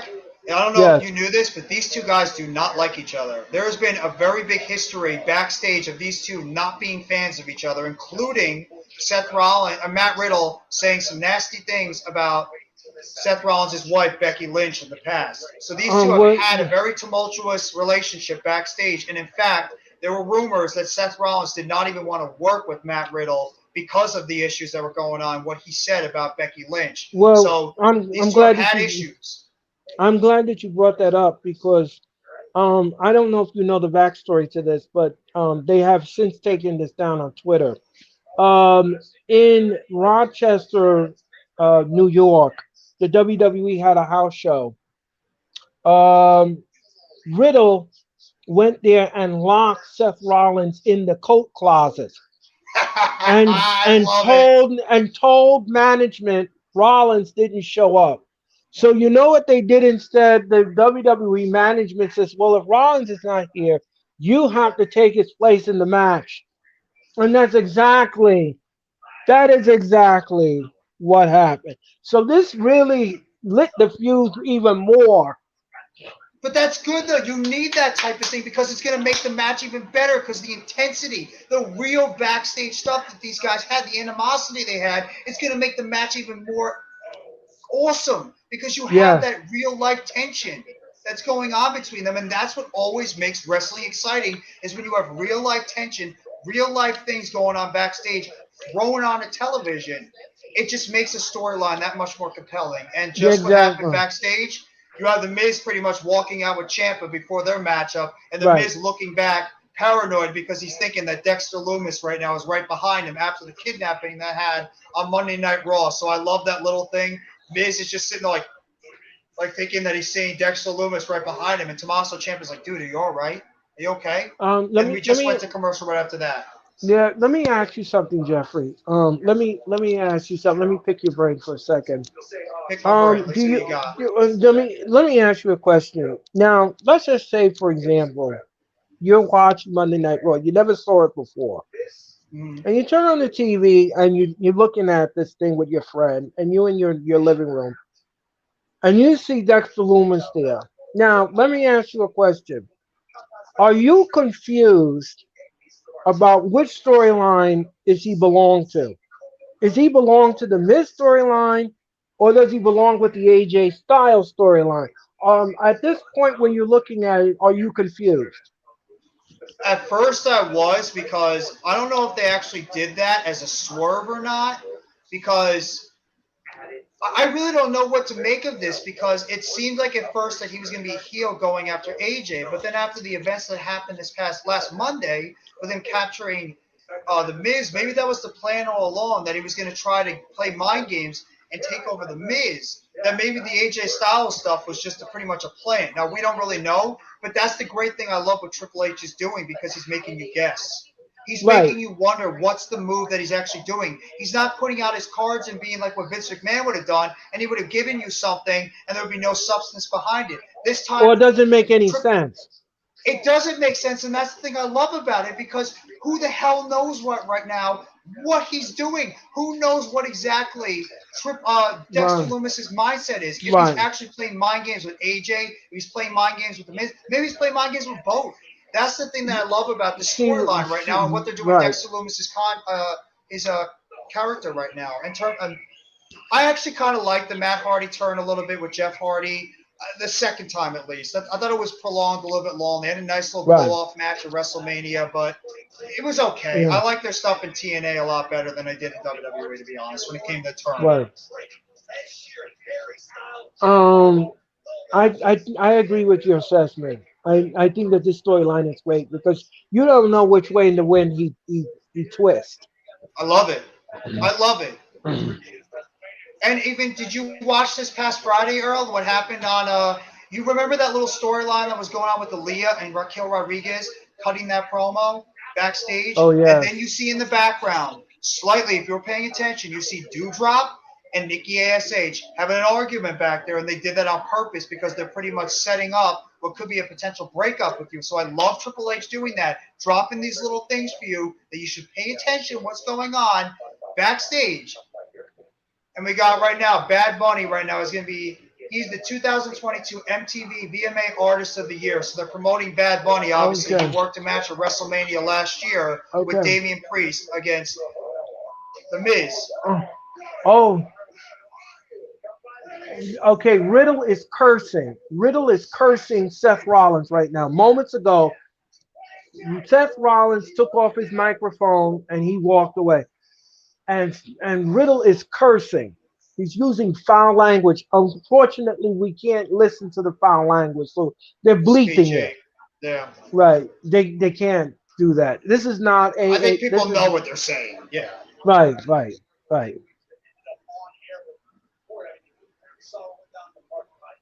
I mean, it started in the house show. I love it. Yes, I love it. This is the Matt Riddle we needed. We needed a Matt Riddle that was more serious like this. Let me ask you something. Let me ask you something, Jeffrey. With this kind of hostility, would a cage be in order? Not with the first match, no. The first match I would not do a cage. If this feud does continue, which I think it will, and the fact that the first match will be at Clash at the Castle, what's the pay-per-view after that, Earl? I believe the next one is Extreme Rules. There you go. There you go. Extreme Rules is where you have the gimmick match. And that's your second match between Seth and Riddle. So that's where you can have that second match going on. So I love it. I love seeing Matt Riddle like that. And now we got Bobby Lashley coming out. Bobby Lashley's coming out. Just to let everybody know, ladies and gentlemen, Extreme Rules will happen on Saturday night, October the 8th, in Philadelphia, Pennsylvania. Saturday night, October the 8th. I love what Matt's saying right here. I'm sorry, but go ahead real quickly, Earl. I love that they're getting the real build for these matches. This is setting up to be the epic pay-per-view. I agree, Mac the Giants fan. Absolutely. This is absolutely going to be the best Castle event I think we're ever going to be talking. I think we're going to be talking about this for a very long time. I think the booking is going to be on point. I think the matches are going to be on point, and I think we're going to be in for a few surprises, and I think we're going to be in for some big time head turning wrestling because the WWE is coming back. Even the house shows, they're saying are improving by 75%. Absolutely. So I'm happy as a wrestling fan right now. They've given us interest back into the product. They're like Mac just said before, you're getting a real build. You're not just getting some cockamamie build they throw together. You're not just getting rematch after rematch on the show. You're not just getting stupid segments that are being thrown together. You're getting real backstage build, not rematches all the time, building up feuds, and that's what you need to have a wrestling fan care. Amen. And that is what Amen. they're doing. Amen, Jeffrey. Do you Said it know to the why point. people are excited for Matt Riddle and Seth Rollins? Because they've been building the matchup, building it and building it and building it with segments, taking them out at SummerSlam, getting you more excited. Matt Riddle's comeback. They've not been throwing the same rematch garbage out there, and it's getting you pumped up to when eventually that match happens at Clash of the Castle. You're going to be on the edge of their seat waiting for a brawl and an awesome 15 to 20-minute match by two of the best in the wrestling business. And they're doing That's it what for you the need. first time. And they're doing it for the first time ever. Absolutely. And you need that. You need to do that because it gives the fan a chance to care. And because if you already did the match 50,000 times, nobody's going to give a damn. No, Now at because least, let me, you have a build for it. because I tell you this, I'll tell you this right now. If this was Vince McMahon, he would have put it on Raw. He would have put it Oh, on the God, yeah. pay-per-view. Yeah, he would have put it Absolutely. on pay-per-view. He would have put it on Raw. He would have stuffed it Absolutely. down your throat until you gagged on it. Mm-hmm. That's what Vince McMahon would have did. He would have put this feud and make you gag on it until the point where you're Absolutely. not even until the point where you were not invested in this anymore. Because we've seen it already. How many times you Exactly. gonna do the finish? How many times can you do the finish? We've seen it Exactly. You're right. already. You're right.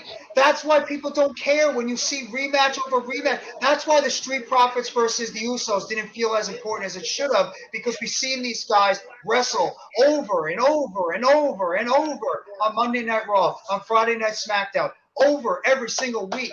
That's why the match didn't feel as important. You need to build up the match by having talking segments, backstage interviews, sit downs, stuff like that, and then you Beat get the downs, build beat where downs. beat downs, exactly beat downs, and it builds up the feud for the inevitable match that happens at the pay-per-view. And that's when a Right. wrestling fan can really sink their teeth into a matchup like that. That's what makes things exciting. And I'm And really that's glad what what Triple H is doing. and that is what, ladies and gentlemen, we call compelling television.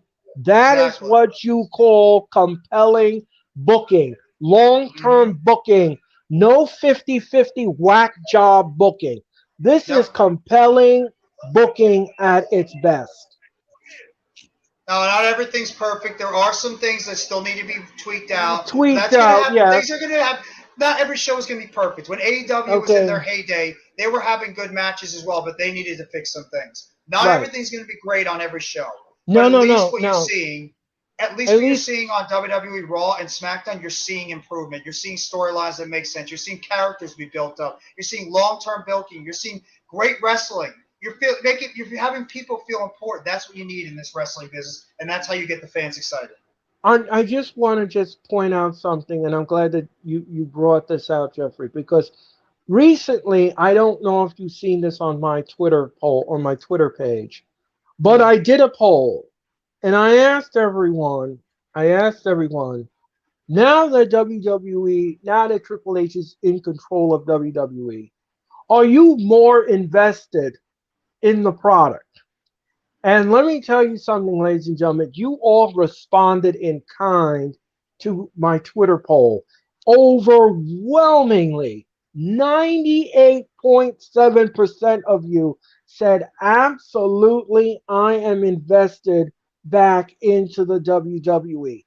That is impressive Mm-hmm. number. That is impressive. And I was blown away by the response to the Twitter poll. So if you haven't voted on my Twitter poll, please do so.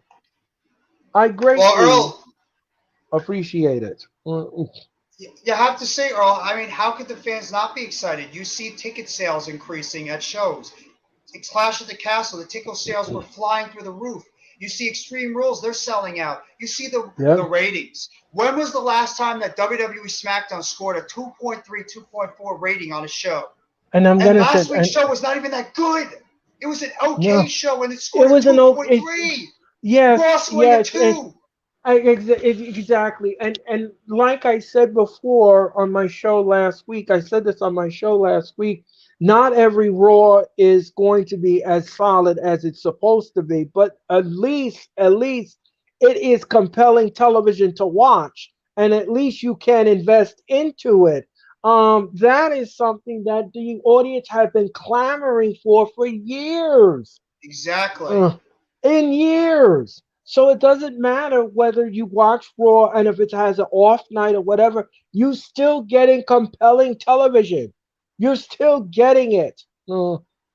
That's what you need. You need to give the fans something to grasp upon, something to get excited about, and that's exactly what Triple H is giving us right now. Like the heydays of NXT, back when NXT kicked off in the early 2010s, up until pretty much it was changed because Vince McMahon and his cronies decided to pretty much destroy that brand because of the fact they quote unquote lost the war to AEW. And we saw how NXT took a nosedive after that, and they pretty much released or got rid of anything part of that black and gold brand. Now, no, not everything is perfect, but at least if you No. have stories that make sense and you have wrestling, it doesn't matter. And the thing is, too, it doesn't matter how a wrestler looks. I don't care if a Right. wrestler is 6'8", 6'9", a monster out there that's going to bulldoze over people, or it's going to be a guy that's going to do flips and dives off the top rope. If they have a character that connects with the Oh, audience, that's what you need, and that's exactly. exactly what you have. And And Mac, and Bob, this is true. Mac is absolutely right. If you want wrestling to be great again, WWE has got to be the flagship. And if when yeah, WWE is great, it trickles down to all those other companies, and they start stepping up their game. So you're right, absolutely right, exactly. Mac. Absolutely Absolutely right. 100% right. And Right. WWE is doing great again. Have to say Yep. that. And Lashley right now is Champa is hugging the ring post so that the Miz don't get smashed into it. And Lashley just gave an elbow to the Miz. He throws the Miz back into the ring, and Lashley is looking at Champa, and the Miz with a baseball slide drop kick to the Lashley. One thing I do not want to see in this match, please, ladies and gentlemen, and I'm going to say this again: do not pin the champion.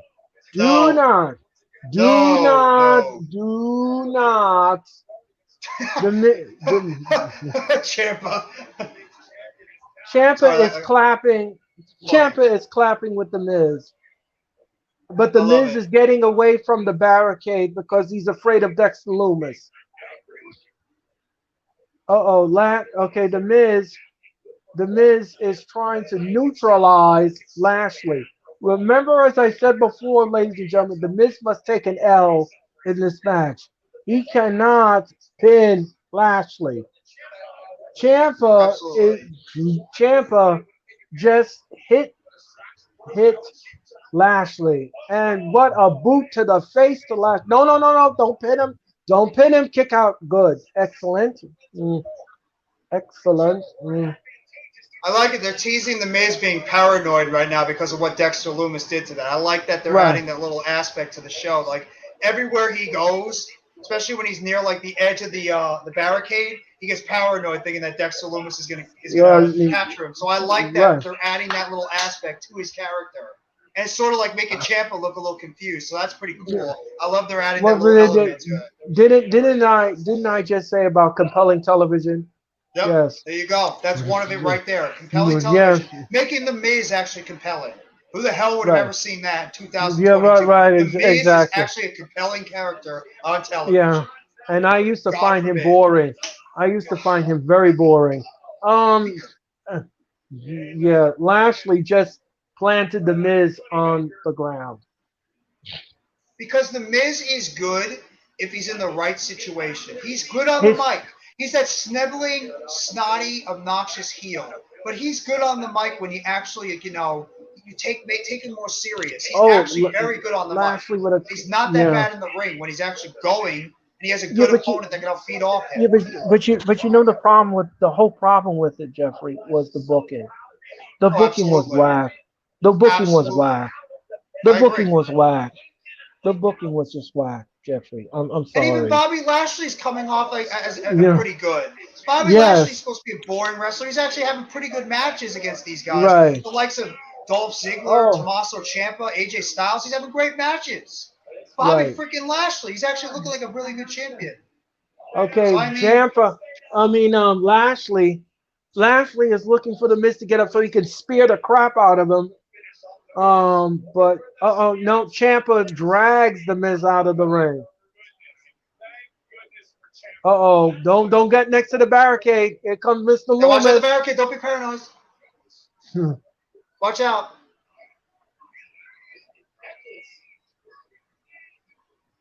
The Miz Yeah, is Miz is just crawling pretty much back. here to take the pin. The ref. Oh no, Ciampa just kicked Lashley. Oh no, DDT. No, don't pin him. Don't pin him. Don't pin him. No. No, they're gonna give Oh. you that illusion that he's gonna get pinned, but nope. Oh, Just give you that don't little you, illusion that he's gonna get pinned, but there's gonna be a tease. don't you dare do that. Don't you dare.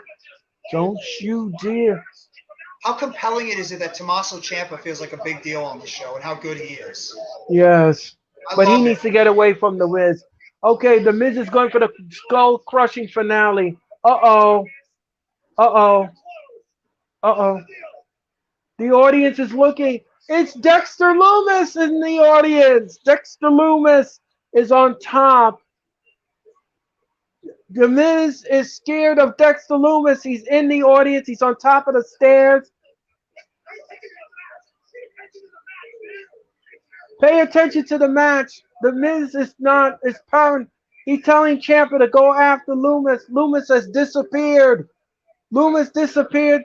The Miz turns around and he's got into the I'm just hurt catching lock. it right now. I'm just catching it right now. Miz's face. He looks like he just And saw then a ding ding ghost. I ding ding love ding it. ding. And that's I it. love it. The hurt lock. And that's it. Bobby. I love this. I love this. This is good television. Look at the Miz. Oh. He's freaking out because of Dexter Loomis. This is Dexter Loomis's perfect character right now. I love this. This is great, compelling television. Oh my God, what was Vince thinking for letting go of this guy? Dexter Loomis is a gold machine. He's a gold in this role he has.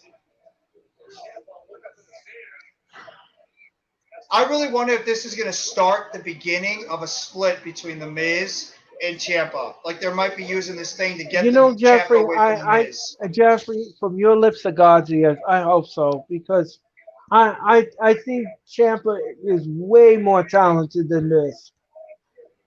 And I then think you know what the fact that Johnny Gargano was on Monday Night Raw with Ciampa. How long do you think it's going to take until you eventually either get the two of them against each other or we see a reunion of DIY on the main roster? Got to think about that. They're both on the main roster, and they're Triple H's guys, and you know these guys for a fact would love to be able to team together on the main roster. And the Miz is really having a nervous breakdown. Yeah, let me paint this picture. Paint it. You have them return to DIY, and they take on the Usos for the unification tag team Look at titles. it. Edge and Kurt Angle backstage. Talk about history. I'm sorry I shaved your bald head. No. Oh, and then he no. said, "I'm sorry I started a suck chance." Do you remember this? Do you remember this tease with the boards? Yeah. When he used to write the thing on the back? I love that. That's a little thing. Oh. But you still suck. Still suck. I can't easy the thing that you love to see is these little token things that they bring back from years ago that they bring back here with Edge and Kurt Angle during their feud. This is awesome. Sorry I shaved your head bald. Sorry I started the "You Suck" chance. That's right. If anybody didn't know that, it was Edge that actually started the "You Suck" chance. He said, and Angle said, "You son of a gun, you did it again." How can you not love this? This is great stuff. Oh God, this is great TV. That's good television. That is good. Look at the Mysterios in the back. Look at the Mysterios in the back the entire time, just sitting there laughing. Ray knows what's up. He remembers this stuff. Yeah.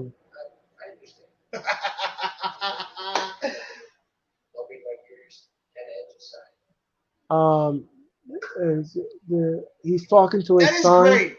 That is good stuff. I mean, come on. That brings us back to the day during the ruthless aggression era. That is awesome Oh, stuff.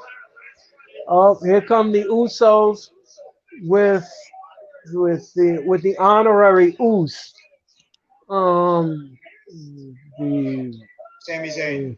Sami Zayn. Thank you very much. I couldn't get Now, his name. Earl, with this thing coming up, do you think, because they're on Monday Night Raw, the Usos and Sami Zayn, do you think they start a tease with Sami Zayn and Kevin Owens reuniting? Because I Owens is mean, sort of right now, he's just floating it out there. They've been teasing it.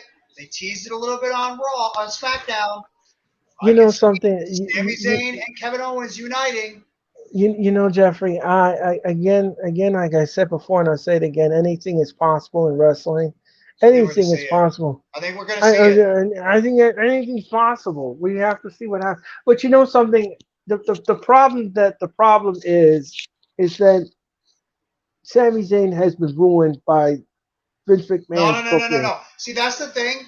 I agree that he's been ruined a little bit. It's hard to disagree for a second, but I think Sami Zayn has still carried himself as one of the best in this company in terms of his charisma and his persona, and he's still found a way to even make this crap booking that he's been doing somewhat work. So I have to give credit where credit is due. Sami Zayn is still doing a fantastic job, even with the garbage he's had to deal with. I mean, Okay. Okay. I think they're going I, to make it work, and they've been sending little teases. This backstage um, segment with Ray and Dom is totally setting up for a heel turn for Dom. I'm convinced it's happening at Clash of the Castle. I think it's going to happen too. I, They've yeah, been planting those little seeds. I agree. I would just I would not be shocked. I They're would planting those not seeds. I would not be shocked. This is the way I would book it. The match is going good. Everything is going great. They Mm-hmm. go in for a tag, and all of a sudden he walks away from the team. He walks away, and Mm-hmm. then he comes in and he waylays his father. His father turns around shocked. He has no idea what happened, and the Judgment Day just takes over, and that is the end of the And the match. And Judgment then Day they gets the will. win. Yes, and then they walk away with the son in tow. That I think would be that. They used to do that back in the day, Chad. I don't know if you remember. Back in the Yeah, day, 2001, 2002, they did an exact copy of that segment. Of course, it was a little bit more edgy, but they right. just wanted to like redo that segment. So I'm glad they did it. But I can Yeah. see that happening, Earl. And at the same time, Edge and Mysterio don't need the win.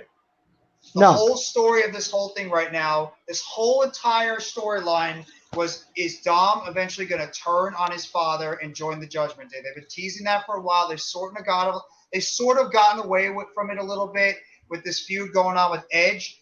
But now this is your opportunity at Clash of the Castle to make the turn, align Dom with the Judgment Day. Judgment Day, who should get the win regardless, they get the victory. Dom turns on his father and Edge. There you go. And you have the Judgment Day get the victory, and they look standing tall, laughing out of the way with Dom now part of the Judgment Day going forward. I think it's perfect booking. It makes too much sense, and it's the way the route they should be going. Right. Heading into that show and the result coming after. I agree with what you said 100%, and what Mac just made in his comment. I think that has to be the result coming out of that matchup Yeah, between the and Judgment that's Day the and the Mysterios and Edge. and I think that is the correct thing to do. Mm-hmm. He comes into the ring. He low blows his father. He have no idea who did it. He turns around and the son smiles and he walks away and cost them the match. Cost them the match. Absolutely. Absolutely. Cost them the match. And then Judgment Day walks on the ramp with the son, and they were in on the whole thing. It was a whole A fix. setup. Yeah, it was a setup, and you had no idea what yeah. I would book it just like You that. want to make you Yeah. want to give the Judgment Day a lot of heel heat, along with Ray or Dom. There you go. Everybody There you loves go. Edge. Everybody Yep. loves Ray. What better way to Yep. get so much heat on the Judgment Day and Dom Yes. than have the turn happen at Clash of the Castle? Yep. Just the right way to go about it. I think it's gonna be Yep. fantastic. I think the match is gonna be great too. I Yep. really do. But now Yep. I'm intrigued about what they're gonna do with this storyline right here with the Usos and Sammy. if maybe the turn happens here, that maybe the Usos turn on Sammy, and then we have KO come out, and it sets up the matchup between them heading into Clash at the Castle for the WWE Tag Team Championships. They've been Yeah. teasing it, small little teases. I think it's possible. And if you, one little note, Earl, I don't know if you've seen it, the Bloodline have their new shirts, their new merchandise they've been wearing, the red shirts. Sami Zayn's wearing the old shirt. That's a little tease you have to think about. They made reference of this on a Friday Night SmackDown. The Usos are wearing their red merchandise, new shirts. Sami Zayn's got the old one because maybe they're teasing that they don't really care about him, and they're pretty much teasing that they're going to be turning on him eventually. So you got to think about that too. Little things, little perks that Triple H is throwing out there with these storylines to make you think. That's one of them. Because if you figure if he was really an honorary Us, he would be wearing the new merchandise, and he's not. Yes, So you got to think about that. You gotta look at the little nuances, as I like to Little call it. nuggets. Exactly. Little And nuances, nuggets. little nuggets, little things that are happening here. Mm-hmm. Yes. Connor's Cure, ladies and gentlemen, if you want to donate to Connor's Cure, ConnorTheCrusher.org, and help team up with the WWE to get rid of cancer. Absolutely. I lost 6 friends to cancer, ladies and gentlemen, and Cancer sucks. yes, it does. Yes, it does. It's not an easy thing to deal with. It isn't.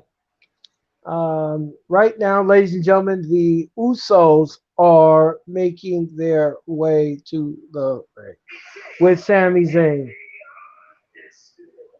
I'm really intrigued how this is going to go. I'm actually very intrigued how they're going to book this because there's no Roman, and you know for a fact we've seen little heat going on between Sammy and Jey Uso.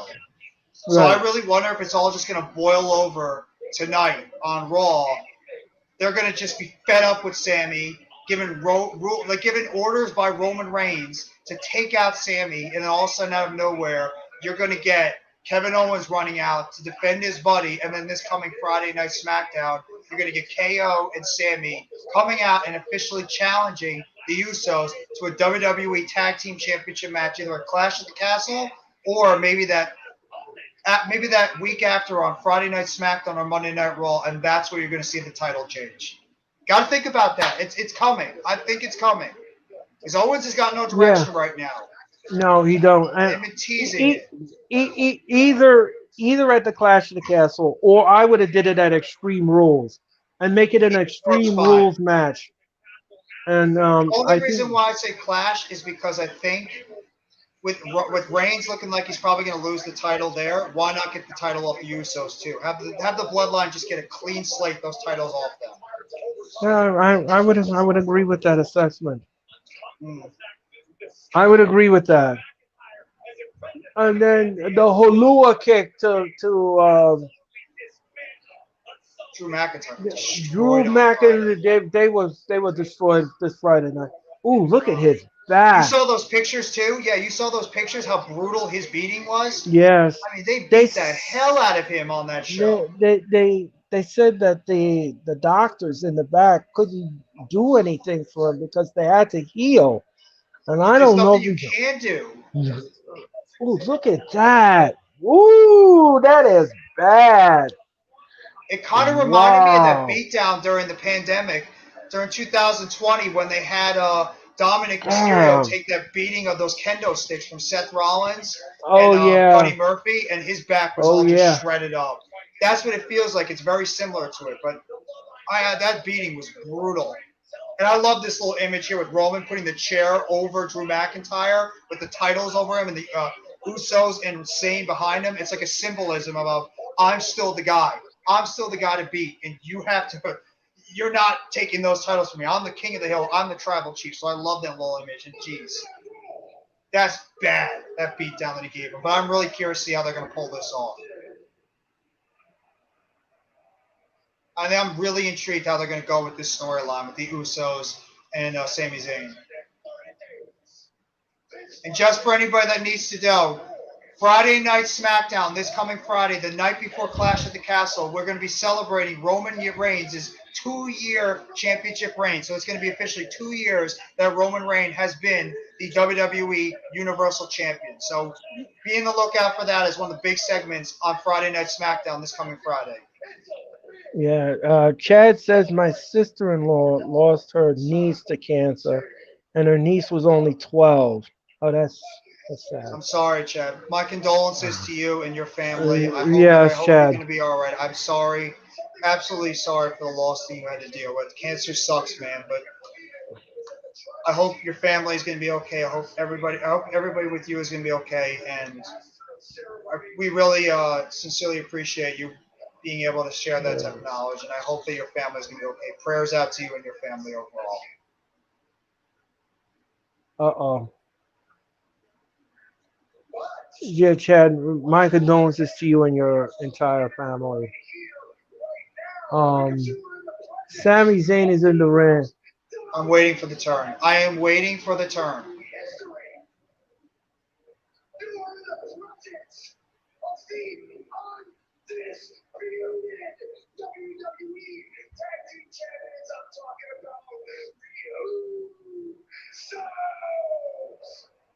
I kind of like they have a little bit of a good cop, bad cop deal going, where it's like Jimmy's the good cop trying to play it off like he's his buddy, and then Jay's the bad cop. Like, get the hell out of here. We want nothing to do with you. I sort of like that aspect going on with the Usos when it comes to Sami Zayn. Yeah. Oh, here comes Kevin Owens. Here comes Kevin Owens. I told you. Here comes Kevin Owens. The tease is coming. The tease is coming. Right. Mac just said it right here.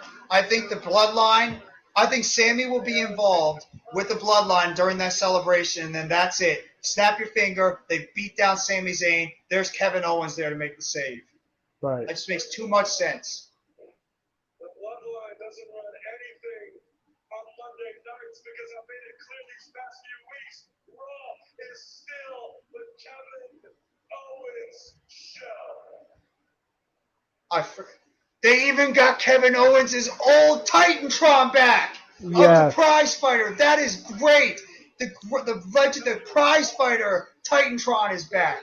That's what I've been waiting to see. This is my favorite Kevin Owens. Man, Triple H is hitting friggin' home runs right now. I love this. I'm so excited what they're doing with Kevin Owens.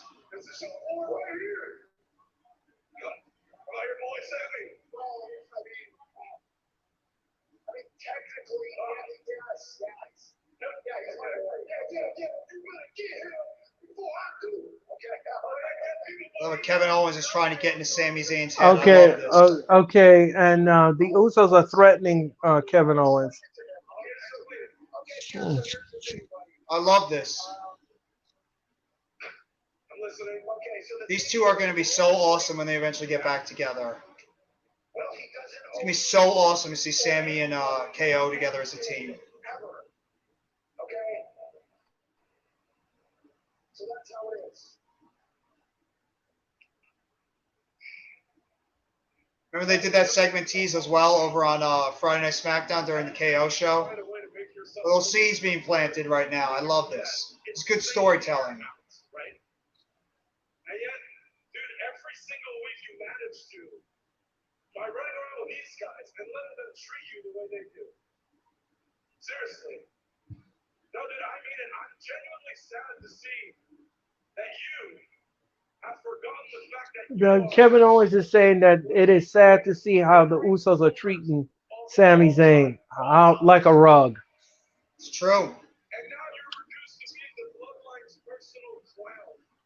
Now you're being reduced to being the Bloodline's clown. We've been through a lot together, but I still consider you my best friend. Actually, I consider you more like a brother. So it's really sad to see what you've become. You should look at yourself in the mirror and reassess things.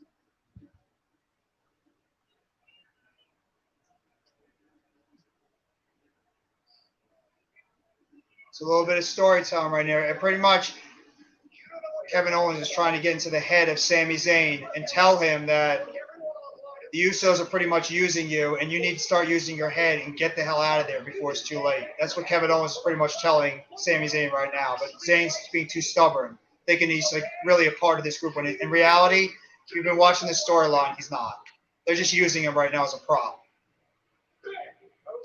I love this compelling storyline they have going with the Usos and Sami. It's arguably some of the best stuff in wrestling right now. Okay, Jay Uso does not like Sami Zayn. And most importantly, Roman Reigns likes me.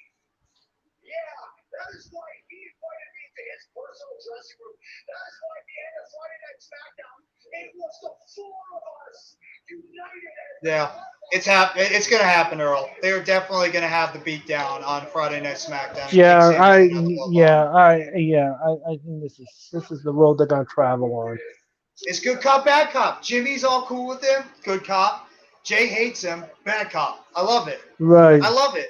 This whole storyline has been easily one of the most intriguing things going on in WWE for a while, and I love how this is playing out. And now you're throwing Kevin Owens in there to eventually get the reuniting of KO and Sami. How can you not love this? This is great storytelling. This is long-term storytelling at its Booking. finest. Very Exactly. compelling. Again, as I said before, when I go back to what I said earlier, compelling television. Mac the Giants fan says Triple H has restored my faith in WWE. He Yes, has. He yes, Mac has. the Giants fan. Yes, He's given us a reason to love wrestling again in the WWE. He's giving us those types of storylines and those characters that are making us want to tune in every single Monday, Friday, and Tuesday, as well as pay-per-views on Saturday and Sunday to want to watch. I love it. Kevin Owens to me. Would you put Kevin Owens right now as a top 3 wrestler in this company? Because I would. I would put Kevin Owens as top 3 in the WWE. I think he's that damn good. Easily that damn good. And especially putting him back in this role. Kevin Owens is friggin' Mac, do you agree with me? I know you love Kevin Owens too. Don't you love how right now Triple H is making Kevin Owens feel like a big deal again? Bringing back his old prize fighter persona back in NXT. The way he's coming off on television, how he's feeling like so important, like a bigger than life character. Like he's coming off more serious, coming off more like a badass. His charisma. Kevin Owens right now is booking. He's being booked the way he should be. And this is how Kevin Owens should have been booked for years. As a top star in this company because he's a friggin' top star in the WWE. Always has been. And he should be having gold draped around his waist for years to come. That's how good Kevin Owens is. In and out of the ring. Yep. We are going to commercial break. It looks like Kevin Owens is going to take on Jay Uso. I love it. It's actually not bad because Kevin Owens doesn't really have a lot to do with this story, and he is sort of integrating him slowly. So it's okay to have a match between him and Jimmy because the storyline is still with the Bloodline and Sami's not involved in the match right now. You have Kevin Owens sort of trickling his way in there.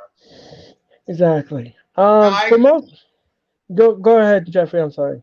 I agree with Mac's statement he made right here. Kevin Owens has been a main eventer and should have always been a main eventer in the title picture. Absolutely.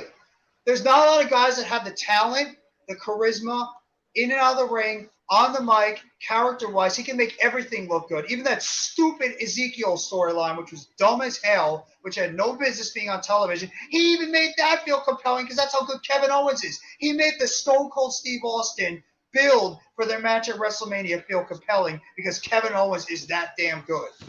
Kevin Owens is easily one of the best professional wrestlers on the mic, in the ring, character. He can flip it in any way possible, and that's the reason why Kevin Owens is currently my favorite wrestler right now, not in just the WWE, but in all of wrestling because of how good this guy is. And I think this guy deserves to have a WWE championship around his friggin' waist in the future. That's how good Kevin Owens is. I hope he gets his due in the future.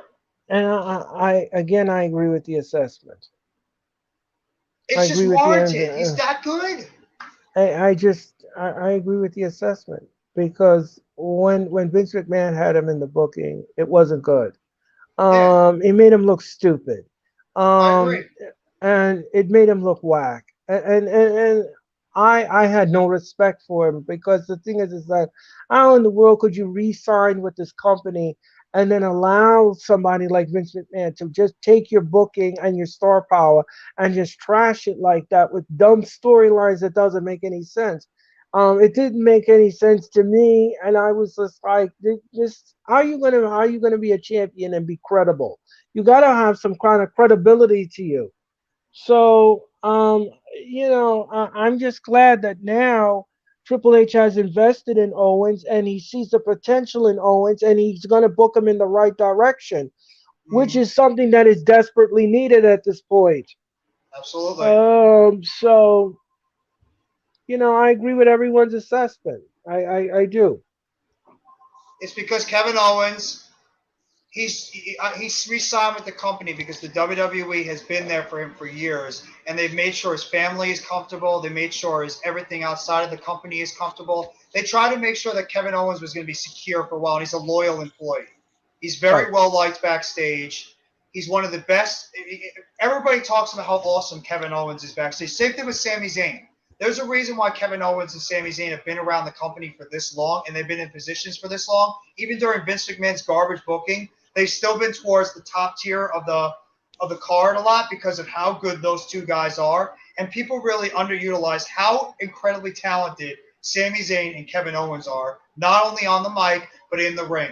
And I love Finn Balor. I love Shinsuke Nakamura. They're great in the ring and they're solid as characters. But when you talk about the best of that crop that Triple H brought in years ago, it was Kevin Owens and it was Sami Zayn because these guys just have those types of personalities. They work so well together, whether a team or whether against each other. They just have those personalities that connect with the crowd as faces, as heels. It's just the way they are with the WWE is a reason why they kept them in that company long term. And I'm so happy that they stayed with the WWE because these are two game changers in that company. And I'm just really happy to see Triple H bringing back those aspects that made Kevin Owens and Sami Zayn as important with this audience when they first debuted in NXT back in the day. Agree. And We Mac is right. Triple H respects his talent while Vince lost sight of it, and that's the detriment to right. Vince McMahon. He lost sight of Yeah. what's important for the talent going forward. Yes. And we are on the way with Owens. Owens did a DX chop to Sami Zayn, and Mr. Uso is in the ring with Kevin Owens. Kevin Owens, I love the KO shirt. They brought that back out for I old love time's that. It's sake. my favorite shirt, favorite Kevin Owens. It's the Kevin Owens that everybody loves. Do you have that kind of shirt, Jeffrey? I have a prize fighter shirt. I don't have that exact design. I think I have the one that came out just after when he was feuding with John Cena. I Oh, believe I okay. got that shirt. So, yeah, I mean, Oh, I've loved Kevin Owens since he stepped foot in the WWE.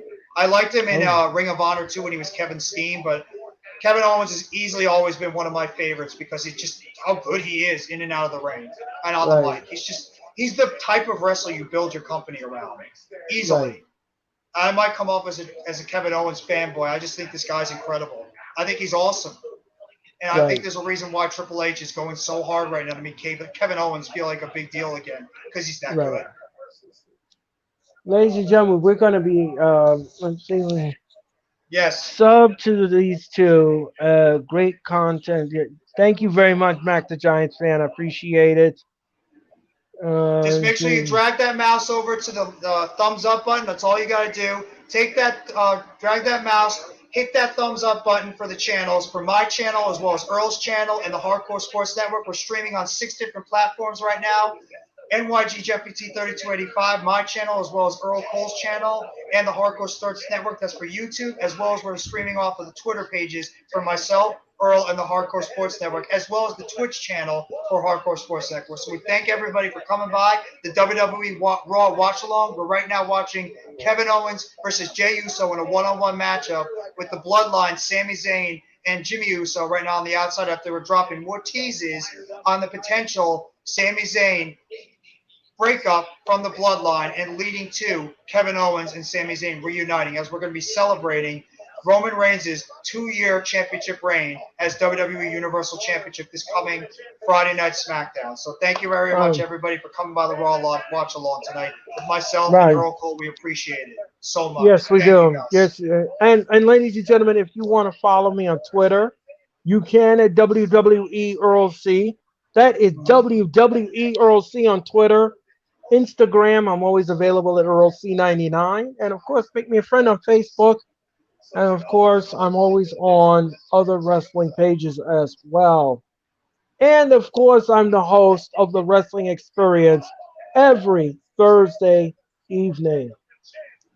And Owens just got Samoan dropped on the steel steps. Cannonball! Okay, we're gonna go back to commercial. Yep, we are going to commercial. You notice there's not a And lot of picture-in-pictures, too. They really did away with the pictures-in-pictures this week. yes, they did. Tonight, ladies and gentlemen, we are watching a Pizza Hut commercial. Pizza Hut. Gotta love Six- Pizza Hut. Oh, my God. I just get to Yeah. that right now. He's going for a pop-up powerbomb in the apron, a Kevin Owens special in NXT. Yes. And I have to say, nobody takes more. Oh my God! Oh, he just took a Samoan drop around the steel. Nobody takes a beating more than Kevin Owens. I mean, this guy Yes. takes some of the most brutal bumps in WWE. The things that it's brutal, the bumps he's taken over the years. You wonder how he's still in one piece after all these years in the WWE. He takes brutal bumps. The ladder matches and everything. It's insane what happens with him. It's crazy. Yes. What was I gonna say? Wait, what was I forgot what I was gonna say now. Anyway, ladies and gentlemen, we are getting close to the Raw main event. I'm starting to think it's getting going to close. happen. I'm starting to think it's going to happen, Earl. Now, I know you're a little bit ahead of me, so I'm hoping that you don't spoil it because I think something's going to happen. I really believe it's going to happen tonight. The fact that they're building up this women's tag team championships at the end of the show, I think we're going to get a big surprise in that 10:50 to 11 o'clock little 10-minute period. I think we're going to get. No. I'm not ahead of you, Jeffrey. I was just talking about the main event. Because you're a little bit ahead of me when it comes to the show right now, so you're going to know what's going to happen before I do. So I kind of want to have like that element of surprise. But if you get excited and you want to break it, go for it. But I just think we're going to get something exciting because of the fact that Triple H has said he loves these little teases he brings at 9:50 to 10 o'clock, and the fact that it looks like we're going to get the WWE Women's Tag Team Championship final at 11 o'clock around that time. I think we're going to get some type of big surprise at the end of the show. So everybody be on their hands and knees. But everybody be excited because I think we might get something. We'll see. Yeah, we'll see. A little bit of a tease. Yeah, just a little bit of a tease, ladies and gentlemen. What we're still in the midst of the Kevin Owens match. We're still in the midst of it. But they're showing you the commercial for the Raw main event. As I said before, and I'll say it again, ladies and gentlemen, there is no other way to book this match but to have the Control be the brand new women's tag team champions. I do not want to see anything else in the booking. Just be stupid booking. No, I don't want to see anything else. I don't want to see anything else, ladies and gentlemen, because that will ruin the momentum for the Control. Exactly. The momentum needs to be in the hands of the Control. And Raquel and Aaliyah don't need it. They don't need the titles. No. So we're back, ladies and gentlemen, and Kevin Owens is on the top rope, and Uso is saying he's the one, and we're going to get a superplex from the top rope. Probably not. No, Kevin Owens is blocking it. I hope he does that move. I hope he does that superplex, like that fisherman suplex off the top. Let's see what we're going to get here. Owens is punching Jay in the face. And here we go, Jeffrey. Here's your move. Bang! Right off the top rope. You're a little ahead of me right now. I'm at the commercial with Chucky right now. So they're just getting back to it right now. They just got Jey Uso at the top rope right now with Kevin Owens right now in a chokehold at the moment. But yeah, I freaking love that move. I don't know what it is, but I think it's one of the coolest moves, that twisting fisherman suplex by Kevin Owens. It's so good, and he has not been using it for a while. But since I he's gone back to that, apologize. I apologize if I spoiled it for you, Jeff. I it's all apologize. right. Don't worry about it. It's all Mm. right. I think it's so cool. There he goes. Kevin Owens up, twisting fisherman suplex up the top rope. Sami Zayn holding his hands like this right now. He's in disbelief after Kevin Owens just made that move. I love that move. It's so cool. Yeah. They were not using that move for a long time, but since he's gone back to the prize fighter, he's bringing that back in his arsenal, and I love him doing that. It's such a Yes. great move off the top rope. Now And both of them are trading haymakers on the top rope. And what a headbutt by Owens. And an elbow to the head. Mm. Here comes a frog splash from Kevin Owens. No, it's a bomb. It's a he's with swanton the bomb. senton. Yeah, he went for the Yeah, the senton. senton, yes, and that's a 2 count. It's vintage Owens too. Yeah. This is good. This is wrestling. This is This wrestling, is ladies. great. This This is is two great wrestling. wrestlers. This is wrestling, ladies and gentlemen. This is what wrestling is ought to be. This It's is two what. great wrestlers going at it in the ring for at least 10, 15 minutes, going out there and showing how good they really are, and giving the fans something that we have been asking for and wanting for a long time. That's terrific wrestling by two terrific wrestlers that know how to put on a good story inside and out of the ring. And I'm this is gonna what you're cor- getting right now. I'm gonna correct you on that, Jeffrey. For years, Oh, we've you're been right. Yeah, for asking for. years, exactly. You're We right. For we've been years, we've been asking for this. we've been years. You know, count the ways. That's Jay. so picture perfect. Look at that Look swanton at by that. Kevin Owens. Oh, what a splash on Kevin Owens. 1, 2, no. Owens kicks out. Now, Earl, when we get to the next commercial break, I want to talk to you about some recent rumors that have been going on around WWE about some things. So, the next commercial break, I want to talk to you about that, and we can discuss maybe some of the rumors that are coming out around the WWE for some fans that might be interested on some things that could be happening for the WWE in the coming weeks, days, weeks, and months. Okay, well, I'm looking forward to that. I'm looking forward to that. And Jay Uso now is dragging Owens in the middle of the ring. He's going to splash him again from the other top rope. He's going to splash him. Now let's see if he can splash him. And no, Owens got his knees up and he rolls up. 1, 2, no, See, the not problem tonight. with this match, Earl, Super is too, kick. you can't have the Uso, you can't have Jay lose because he's a Right, tag that's the team champion, and problem. you That's can't the have Kevin problem. Owens lose. It's going to have to be some type of DQ that's probably going to get this match thrown off because neither of these 1, guys can really 2, lose no. Well, how about would a double count out work? unless Sammy, because of the tension Sammy and Jay have had, Sammy costs Jay the match. He's the reason why he loses. So it might be an intentional way for Jay to lose. Think about Uh, it. Sami ding ding Zayn and ding Jey Uso ding. have teased tension for a while. Why not have Sami Zayn and unintentionally cost Jey Uso the match? And that's what's going to have Kevin Owens go over, and it's going to really start building up tension between the Usos and Sami Zayn leading into Friday Night SmackDown, where we're inevitably going to get the turn from the Usos and Reigns Owens. on Zayn. Jay Uso just flew from the top rope and splashed onto Owens after Owens was arguing with Sami Zayn.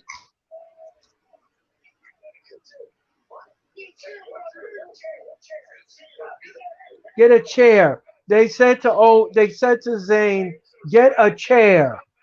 Oh, no. What he's gonna get a chair. He's gonna do what he's told. He's gonna hit Owens with the chair. Do it. No, do it. No, no, no, no. Oh! The Jey referee Uso with caught the him. splash. The referee caught him. Referee caught him.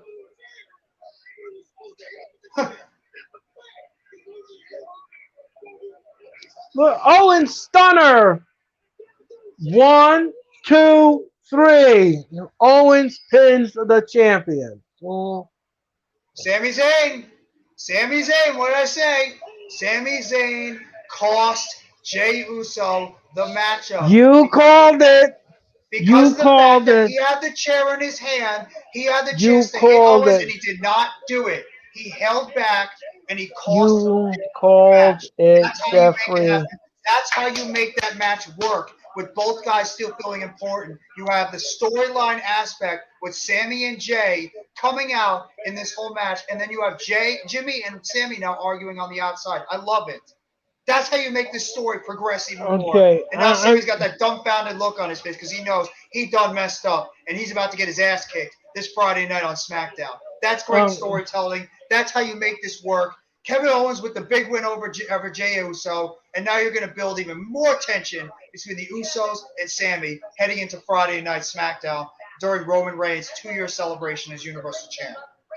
Great storytelling. I'm just gonna get off the stage right now, ladies and gentlemen, because No, but Earl, you were saying it before. It's true. This is how you uh, build storytelling. This is how you get people interested in this kind of stuff. this is what I was saying before, ladies and gentlemen, just hours ago before we start. It is called compelling television. Yeah. It is called compelling television, ladies and gentlemen. It's called compelling television, and this is a great booking. Jeffrey, congratulations, you called it, and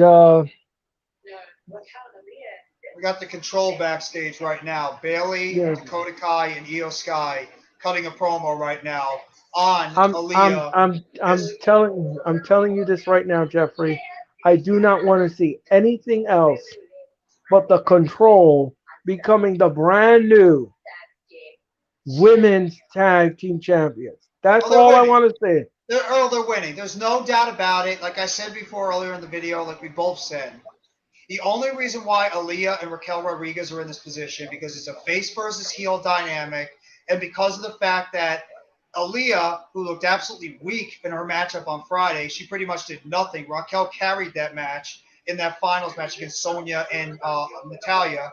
The only reason why they're in this match is because Aaliyah is taking the pin. They're going to make Raquel Rodriguez look strong, make her build her up for a singles run eventually, and Aaliyah is just pretty much there to take the pin as like Oh, the weak sidekick. wait, Jeffrey. Dexter Loomis is in the car with the Miz. The Miz drove off in the parking lot, and Oh man! Dexter Loomis is in the car with the Miz.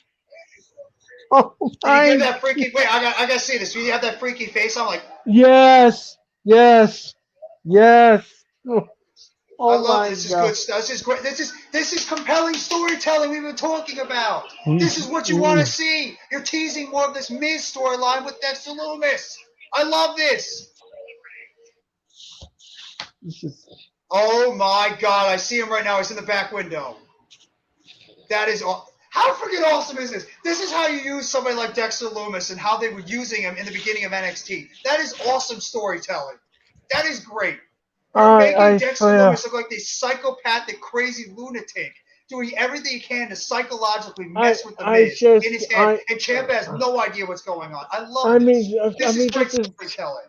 you know what this reminds me of? You ever seen the Friday the 13th, the killer? You don't know where he's gonna come out. You don't know where he's gonna Exactly. pop up. It's almost just like that. It's almost just like that. You Because just he's got a never great character. Dexter right. Loomis's whole character is like that. He's a crazed lunatic guy who doesn't say anything, and he's going to do everything to get in your head cerebrally. He's going to mess with your mind. He's going to make you think one thing, and he's going to do something else. He's going to make you Oh my guess. And God. that's what he did with AJ Styles. He made you think that he was going after Styles, when in reality, he was coming after The Miz. And that's Yep. just great cerebral minds. Great cerebral tactics by a guy And like then Dexter Loomis, and that's how and you this need to is use his character. That's and this compelling television. right. I said that. I've been saying that the whole night.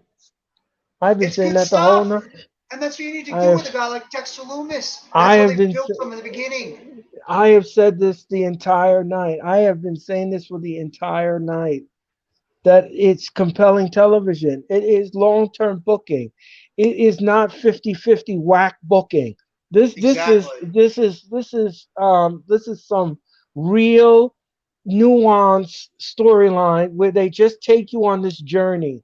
It is just culminating into something special. Jeff, I'm not going to spoil it for you and Earl because something funny just happened. He said he's Singing. a little bit ahead, so he must have Raw Oh, must be back for him already. It's the thing with Raw now. You have to literally be paying attention every single second. You can't miss anything because of the things that Triple H is doing. He's dropping these little things that you literally have to keep. You have to keep your eye on the television because you don't know what you're going to miss that could actually turn out to be something very viable and important in terms of storyline for this company. well, So that's that's what. great stuff. It Yeah, makes you want to watch. that's what I'm talking about. Those little nuances. It makes We you want we to pay attention to television. right. So, ladies and gentlemen, we are waiting to come back to Monday Night Raw. Apparently, something happened. We're gonna figure out what happened as soon as we come back on the air. Here, excuse me. Um, But that was awesome. Dexter Lumis coming over there. And why did WWE release this guy? I mean, is Vince McMahon that clueless?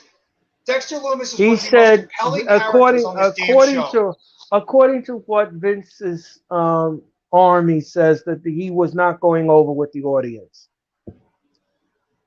So Because he didn't talk? I guess so. I Did guess he that not was watch what. NXT?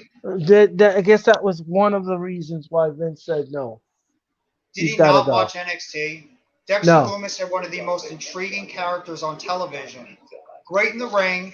Didn't even have to say anything and he was over. That's how good Dexter Lumis is. Easily one of the most compelling characters in WWE at that time. And I thought it was a Right. joke they released him. He was one of the guys that made you scratch your head. And he screwed up Indy Well, Hartwell, that whole storyline but that's how dumb Vince is. I mean, look what he I did don't think when he's he. dumb, Earl. I think he's just because he was out of touch. He was out of Oh, touch okay. of like things that were going on in WWE. I wouldn't call him dumb. Okay. Okay, that was a strong word. I apologize.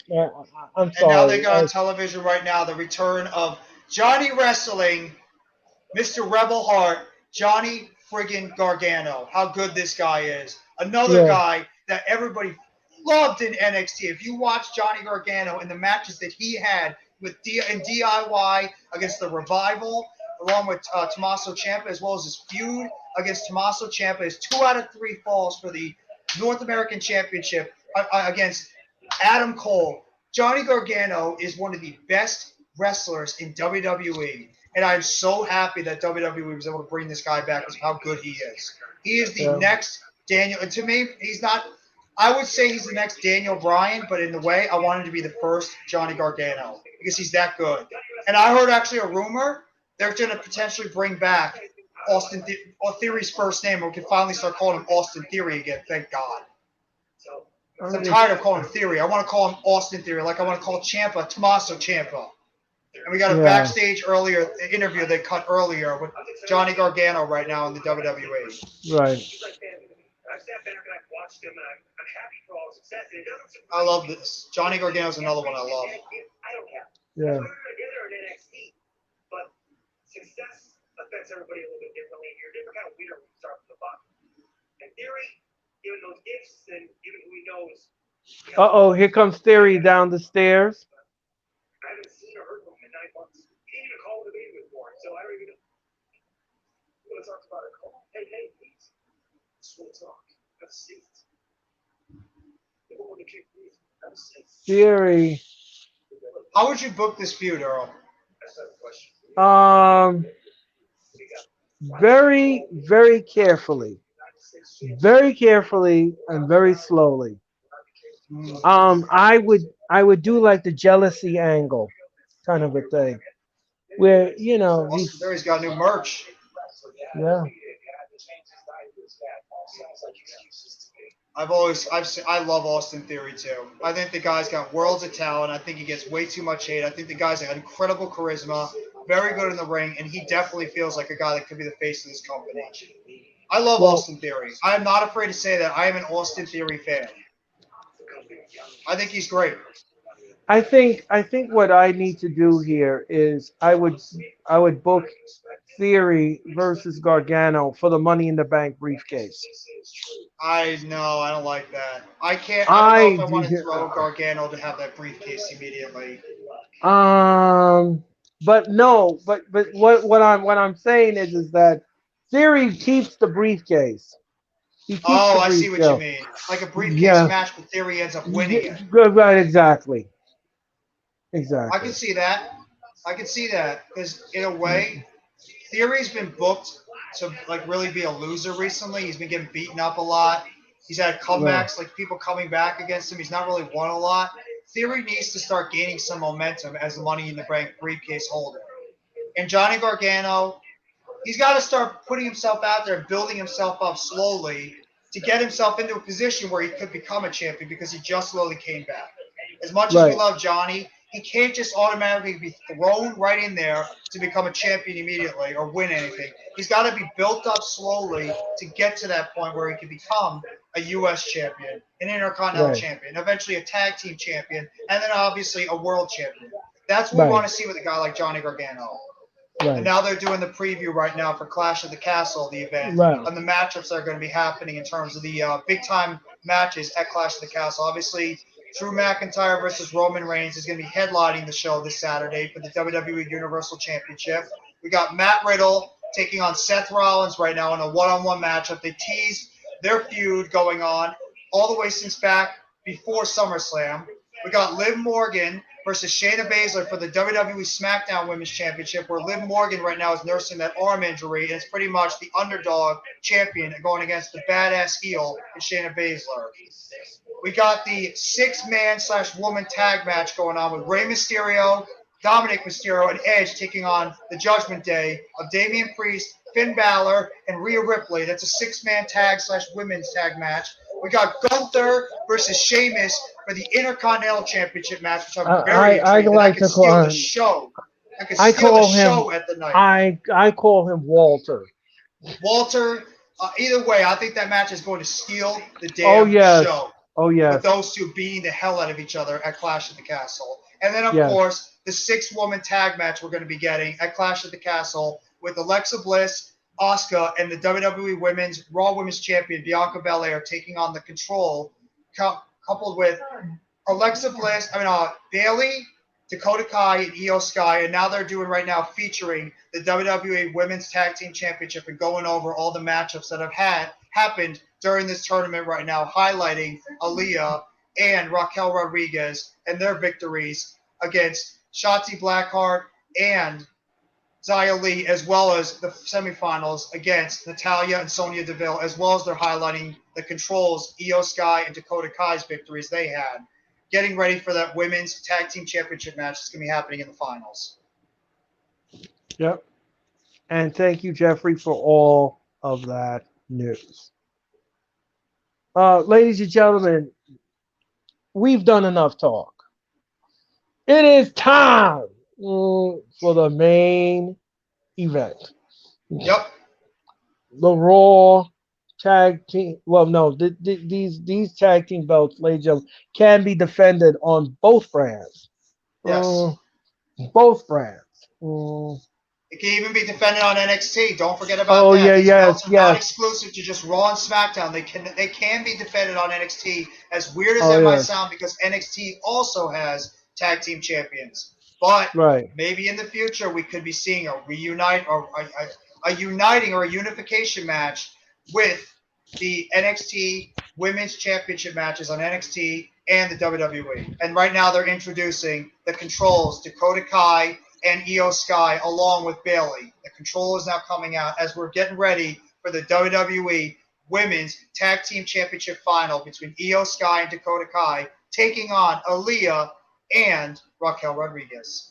And we're going to commercial, ladies and gentlemen, for the final time for tonight.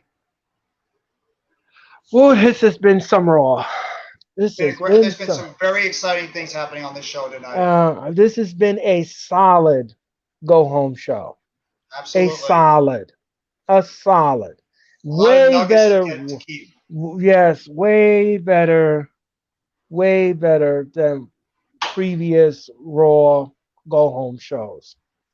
So if you guys haven't Okay. already, make sure you guys hit that like button on my channel as well as Earl's channel and the Hardcore Sports Network. We appreciate everybody coming by the stream tonight. We're streaming on 7 platforms right now, including myself, Earl's, and the Hardcore Sports Network's YouTube channels, as well as Earl's channel, WWE EarlCCole.com, as well as my Twitter channel, JeffyT85, as well as the Hardcore Sports Network Twitter and the Hardcore Sports Network Twitch. Thank you very much, everybody. Make sure you hit that like button, and we appreciate you guys coming by the Raw watch along. Earl, kick it off. Ladies and gentlemen, as I said before, and I'll say it again, this is our fourth installment of the Raw watch along. Jeffrey and I will be back next week when Raw comes to you from Kansas City, Missouri.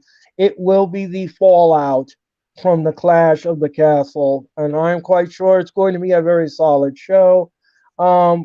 Jeffrey and I will also be together for All Out, the pay-per-view from AEW. We are going to be doing that. And of course, the Clash of the Castle this coming Saturday afternoon.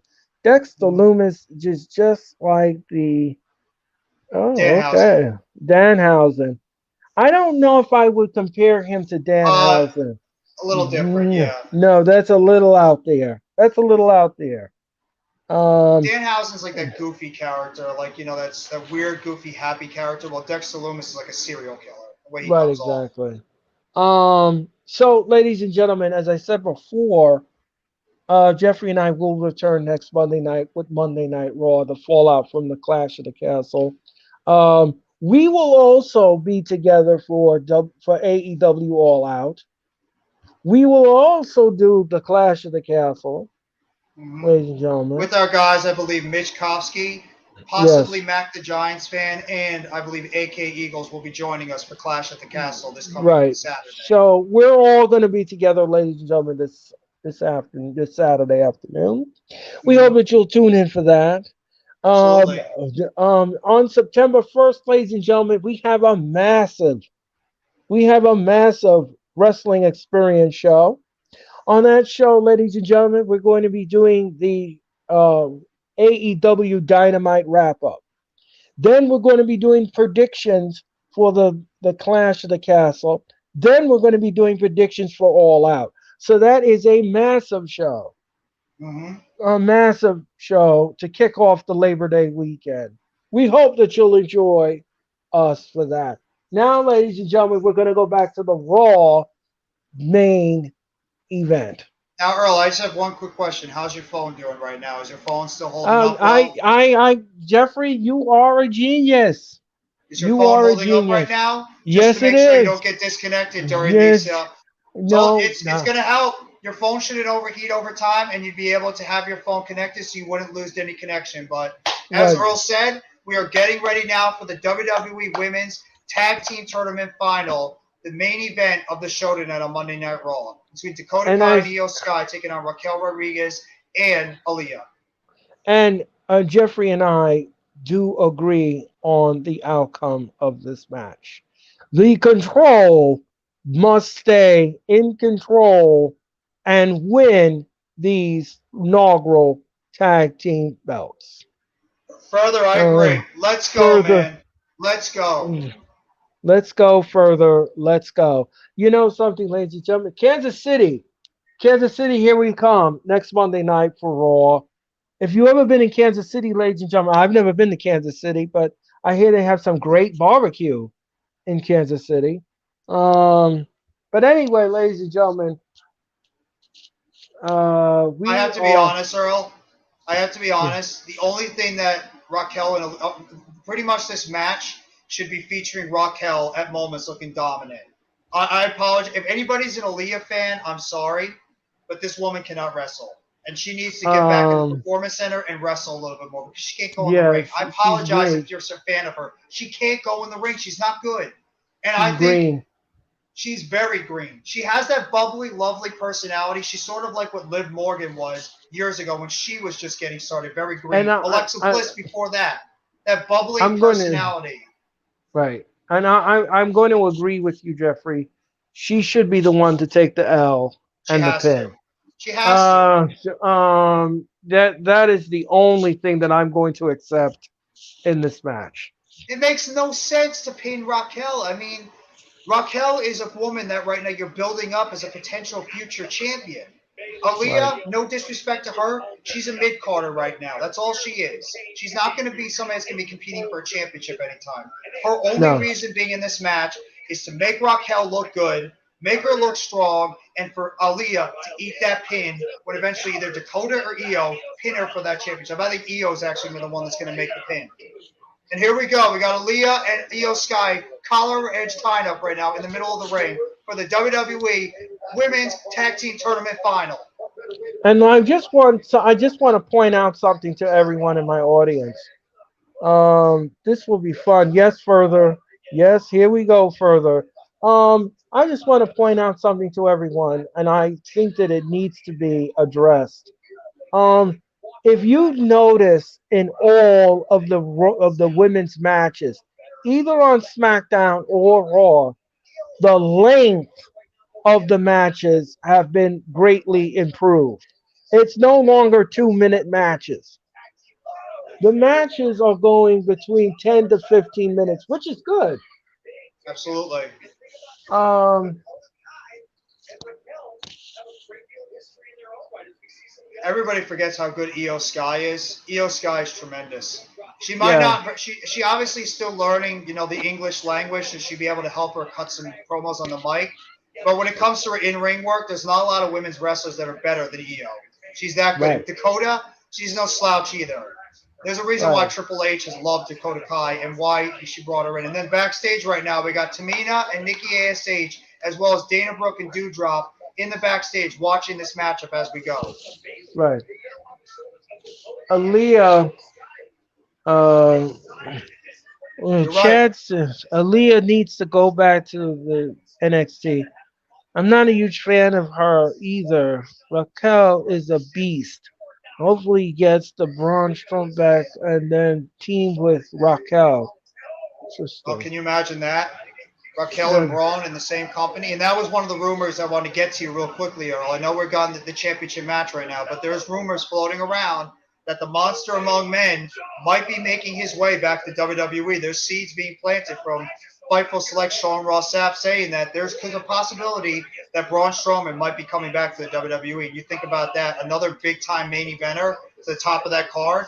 It's only going to help strengthen the top of your wrestling card going forward if you can bring back a guy like Braun Strowman. Even though I'm not a big fan of his, still, he is a main event guy, and he does have a lot of pull when it comes to the fan bases in the WWE. So don't be surprised if you see Braun Strowman back in the WWE in the coming future, as well as Bronson Reed, another guy that WWE is looking to possibly bring back, who's currently right now wrestling in New Japan. So Braun Strowman and Bronson Reed, two names to keep a lookout that possibly could be making the return to the WWE in the near future.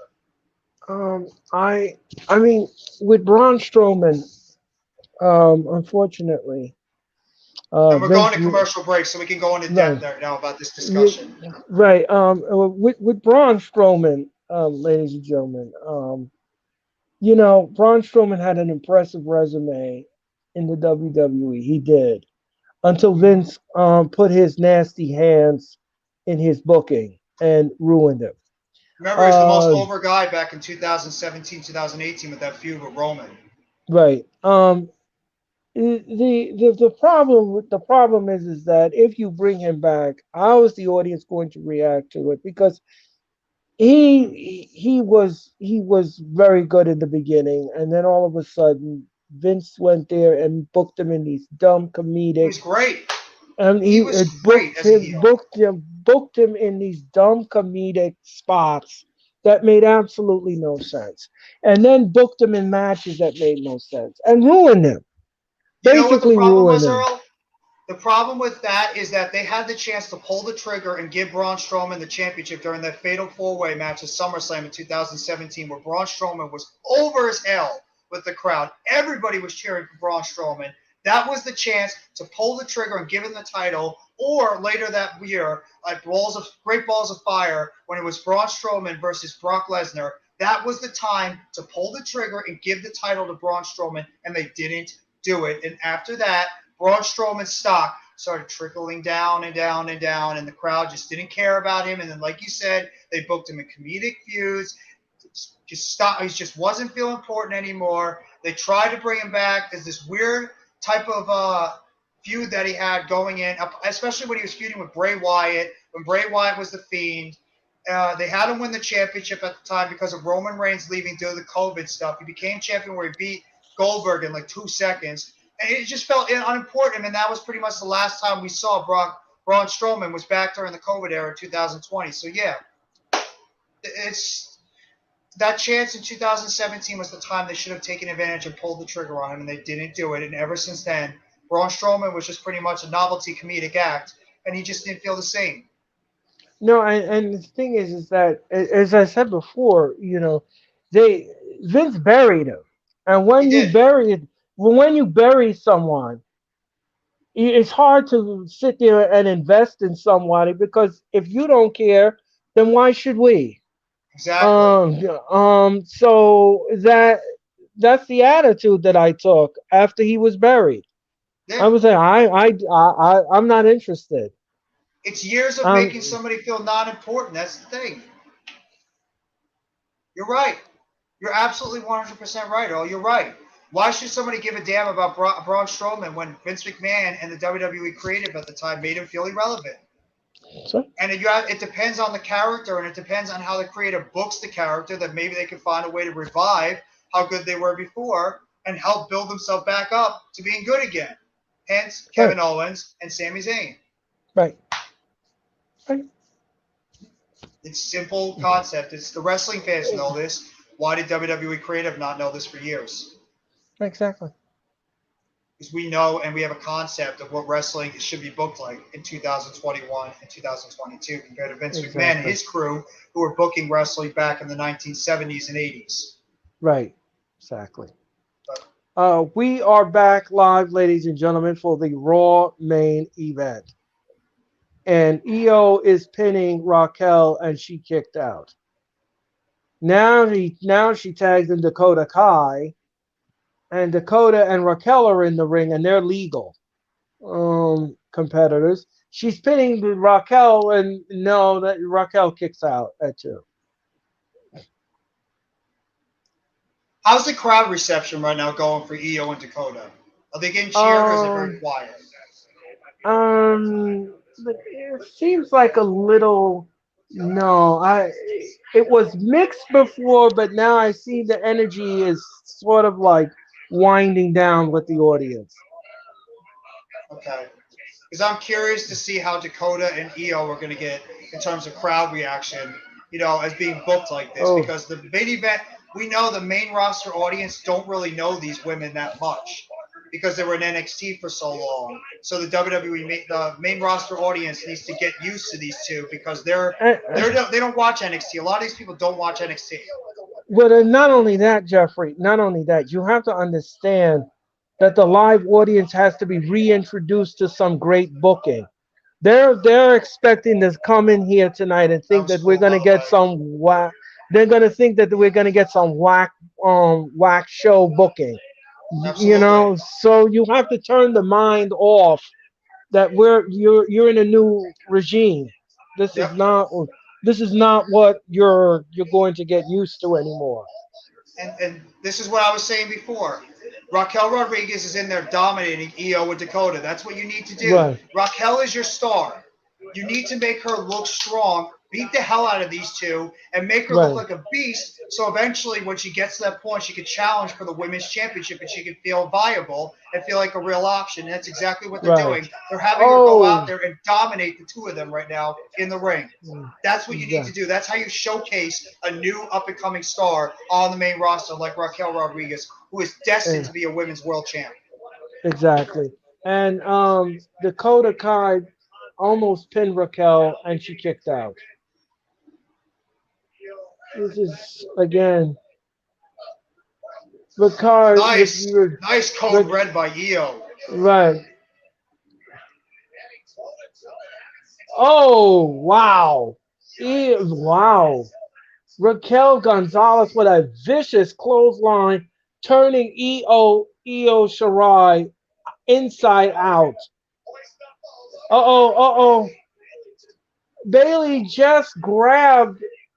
Oh no. Um, I don't know how to describe Oh it, my but god, I just caught it too. She made her do a 360. right. Oh my god. I think you know what, Mac? I Wait, think that's it. One, two, no. I think Mac's right. I would not be surprised if they do try to convert Raquel eventually into a heel because I think this goody two shoes. Hi, I'm Raquel. How are you? That thing's got to stop. The smiling crap has got Yeah. to stop. You got to make her feel more important and more like a badass. And I think the best thing to do is turn her against Aaliyah, Uh-oh. and Here that's how you can comes start getting Bianca. babyface. Here comes Bianca. And they are chasing Bailey out of the arena. There They you are go. they're chasing Bailey out of the arena. Wait a minute. Wait, Aaliyah tags. Aaliyah with a blind tag. Why are all three of them going after Oh, one person? hmm. I don't get that. No, I don't get that either. Unless she's trying to outsmart them. Bailey might be trying to outsmart the three of them. Wait. Aaliyah, one, two, three. Oh, wow. We got a new tag team champs. Aaliyah and Raquel are your new.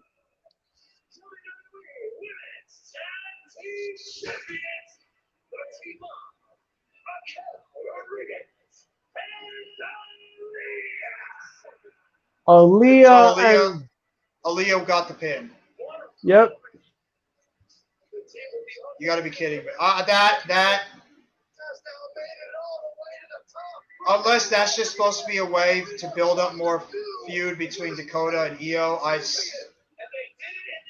don't understand it. Unless this is going to be like the next lovable duo between Raquel and Aaliyah. Aaliyah's biggest moment, biggest win of her career. I mean, maybe it is a good thing. Maybe they want to try to build these two as like the unlikely duo, That's a not what powerhouse like I like, Raquel but maybe and that's like a good underdog thing. like Aaliyah. It could be like that. I don't Yeah. love it. I have to be real. I don't love the decision. I would have rather seen the titles be put on Io and Dakota, but obviously there's a bigger storyline going on with this. But you know what? Congratulations Wow. to Raquel. Congratulations to Aaliyah, Asuka, Bianca, and Alexa Bliss right now are congratulating the three women in the ring right now as they Right. are now the official new WWE Raw Tag Team Champions. As Aaliyah and Raquel Rodriguez, with interference and help from Asuka, Bianca Belair, and Bliss, they are now the official new WWE Women's Tag Team Champions. Congratulations to Aaliyah and congratulations to Raquel Rodriguez. I don't love the decision, but either way, congratulations. And it's a nice little moment we have at the end of Monday Night Raw. Did not expect that.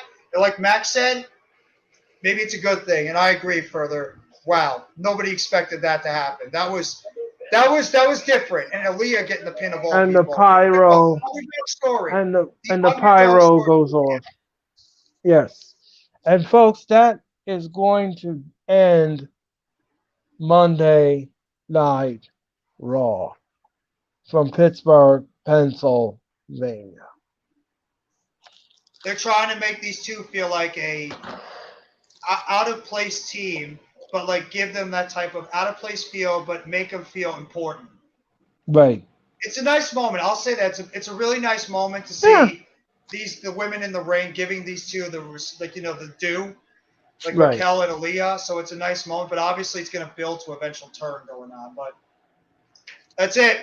The WWE Women's Tag Team Tournament is officially over. Your new WWE Women's Tag Team Champions are officially now Aaliyah and Raquel Rodriguez. They've defeated Io Sky and Dakota Kai of The Control in the finals of this championship in the main event in a great, very, very good Women's Tag Team Championship final. There you go. That's Monday Night Raw for you guys. And now they're just pretty much building up for the show and the pay-per-view this coming Saturday as the baby faces all celebrate, all five of them celebrate in the ring, while the heels are on the outside looking distressed, disgusted, and just wondering what the hell happened. So that's your Monday Night Raw show, guys, everybody.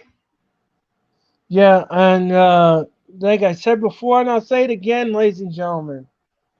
I said it before and I'll say it again. This has been a very solid go home show. Mm-hmm. I expected the booking to be great. It was great tonight. Mm-hmm. We got some great, compelling wrestling. We got some interesting storylines heading into the Clash of the Castle Mm-hmm. this Saturday afternoon. I am looking forward to this paper, to this well, we don't call it a pay per view anymore. We call it the premiere live event. Looking forward to that. It should be a great afternoon of wrestling brought to you by Triple H and the WWE. This is the first time Triple H is running a pay per view. So Second time. I'm Second time. second time, second Yeah, he time. ran some. Oh, He ran SummerSlam. That was his first yeah, actual yeah. show. Oh, yeah, yeah. That is right. I do apologize for that. I forgot about Don't that. worry He about did it. SummerSlam. I'll Yo, let it it's slide so. this time. I'll let you slide this time, Earl. I'll let it go for this one time. But maybe next time I might have to give you a demerit on that one. But this will be Triple H's second show for Second officially show, going on. second show, yeah, second But show. I But just it want to is give it. a Go ahead, Jeffrey. I'm sorry. I just want to give a quick shout out to everybody that was in the chat today for the Raw watch along for with us for the past 2.5, 3 hours.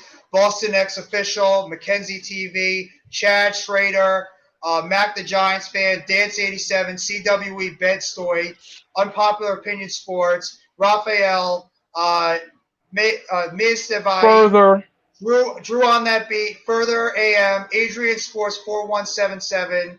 Everybody here, we appreciate you guys, Normal Guy as well. We appreciate all you guys that have come out for the WWE Raw watch along with myself and Earl Cole. And if you guys, last time we're going to say this tonight, if you guys have not already, please smash that like button for my channel, Earl's channel, and the Hardcore Sports Network. We've right now been going for at least about 3 hours broadcast with this WWE Raw event. Please make sure you hit the like button. It's going to only help out the broadcast for us going forward. We appreciate all you guys coming by for the Raw watch along. Thank you very much. Sincerely, we would not be doing this if it wasn't for your guys. And now, Earl, please close us out, man. Close us out for the show yes. tonight. Again, ladies and gentlemen, like I said before, and I'll say it again. The fourth installment of the Raw Watch Along has been a complete success. We've done these now for 4 episodes, and of course, the Triple H era continues, and it will continue on next Monday night as Raw comes to you from the beautiful state of Kansas City, Missouri. It Thank is you, the Matt. for Great job. So thank you very much, Mac the Giants fan. I appreciate it. And I will see you, Mac the Giants fan, on the wrestling experience on September the 22nd. And we're gonna have fun with that that night as well. As I said before, ladies and gentlemen, this is the fourth installment of the Raw Watch Along. Jeffrey has been absolutely fantastic And as so have you, always. Earl. So have you. As Don't sell always, yourself short. he has been absolutely fantastic. We always have a good time together, and this Raw watch along has been brilliant. Again, like I said, we will be back again for the Raw fifth episode of the Raw watch along next Monday night when the WWE rolls into Kansas City, Missouri. So I hope everyone will have a great Tuesday. Thanks everyone who joined us in the chat. Thanks everyone who hit the like button. Please subscribe to Jeffrey's channel. Please subscribe to my channel and the Hardcore Sports channel. And I will be back again with the edition of the Wrestling Experience this Thursday night. Until I see you over the weekend, ladies and gentlemen, and Thursday night, I am Earl Cole. He is Jeffrey Turner. Good night, everyone, and Peace. have a great Tuesday. Mm. Have a great night, everybody, and thank you for coming by the stream.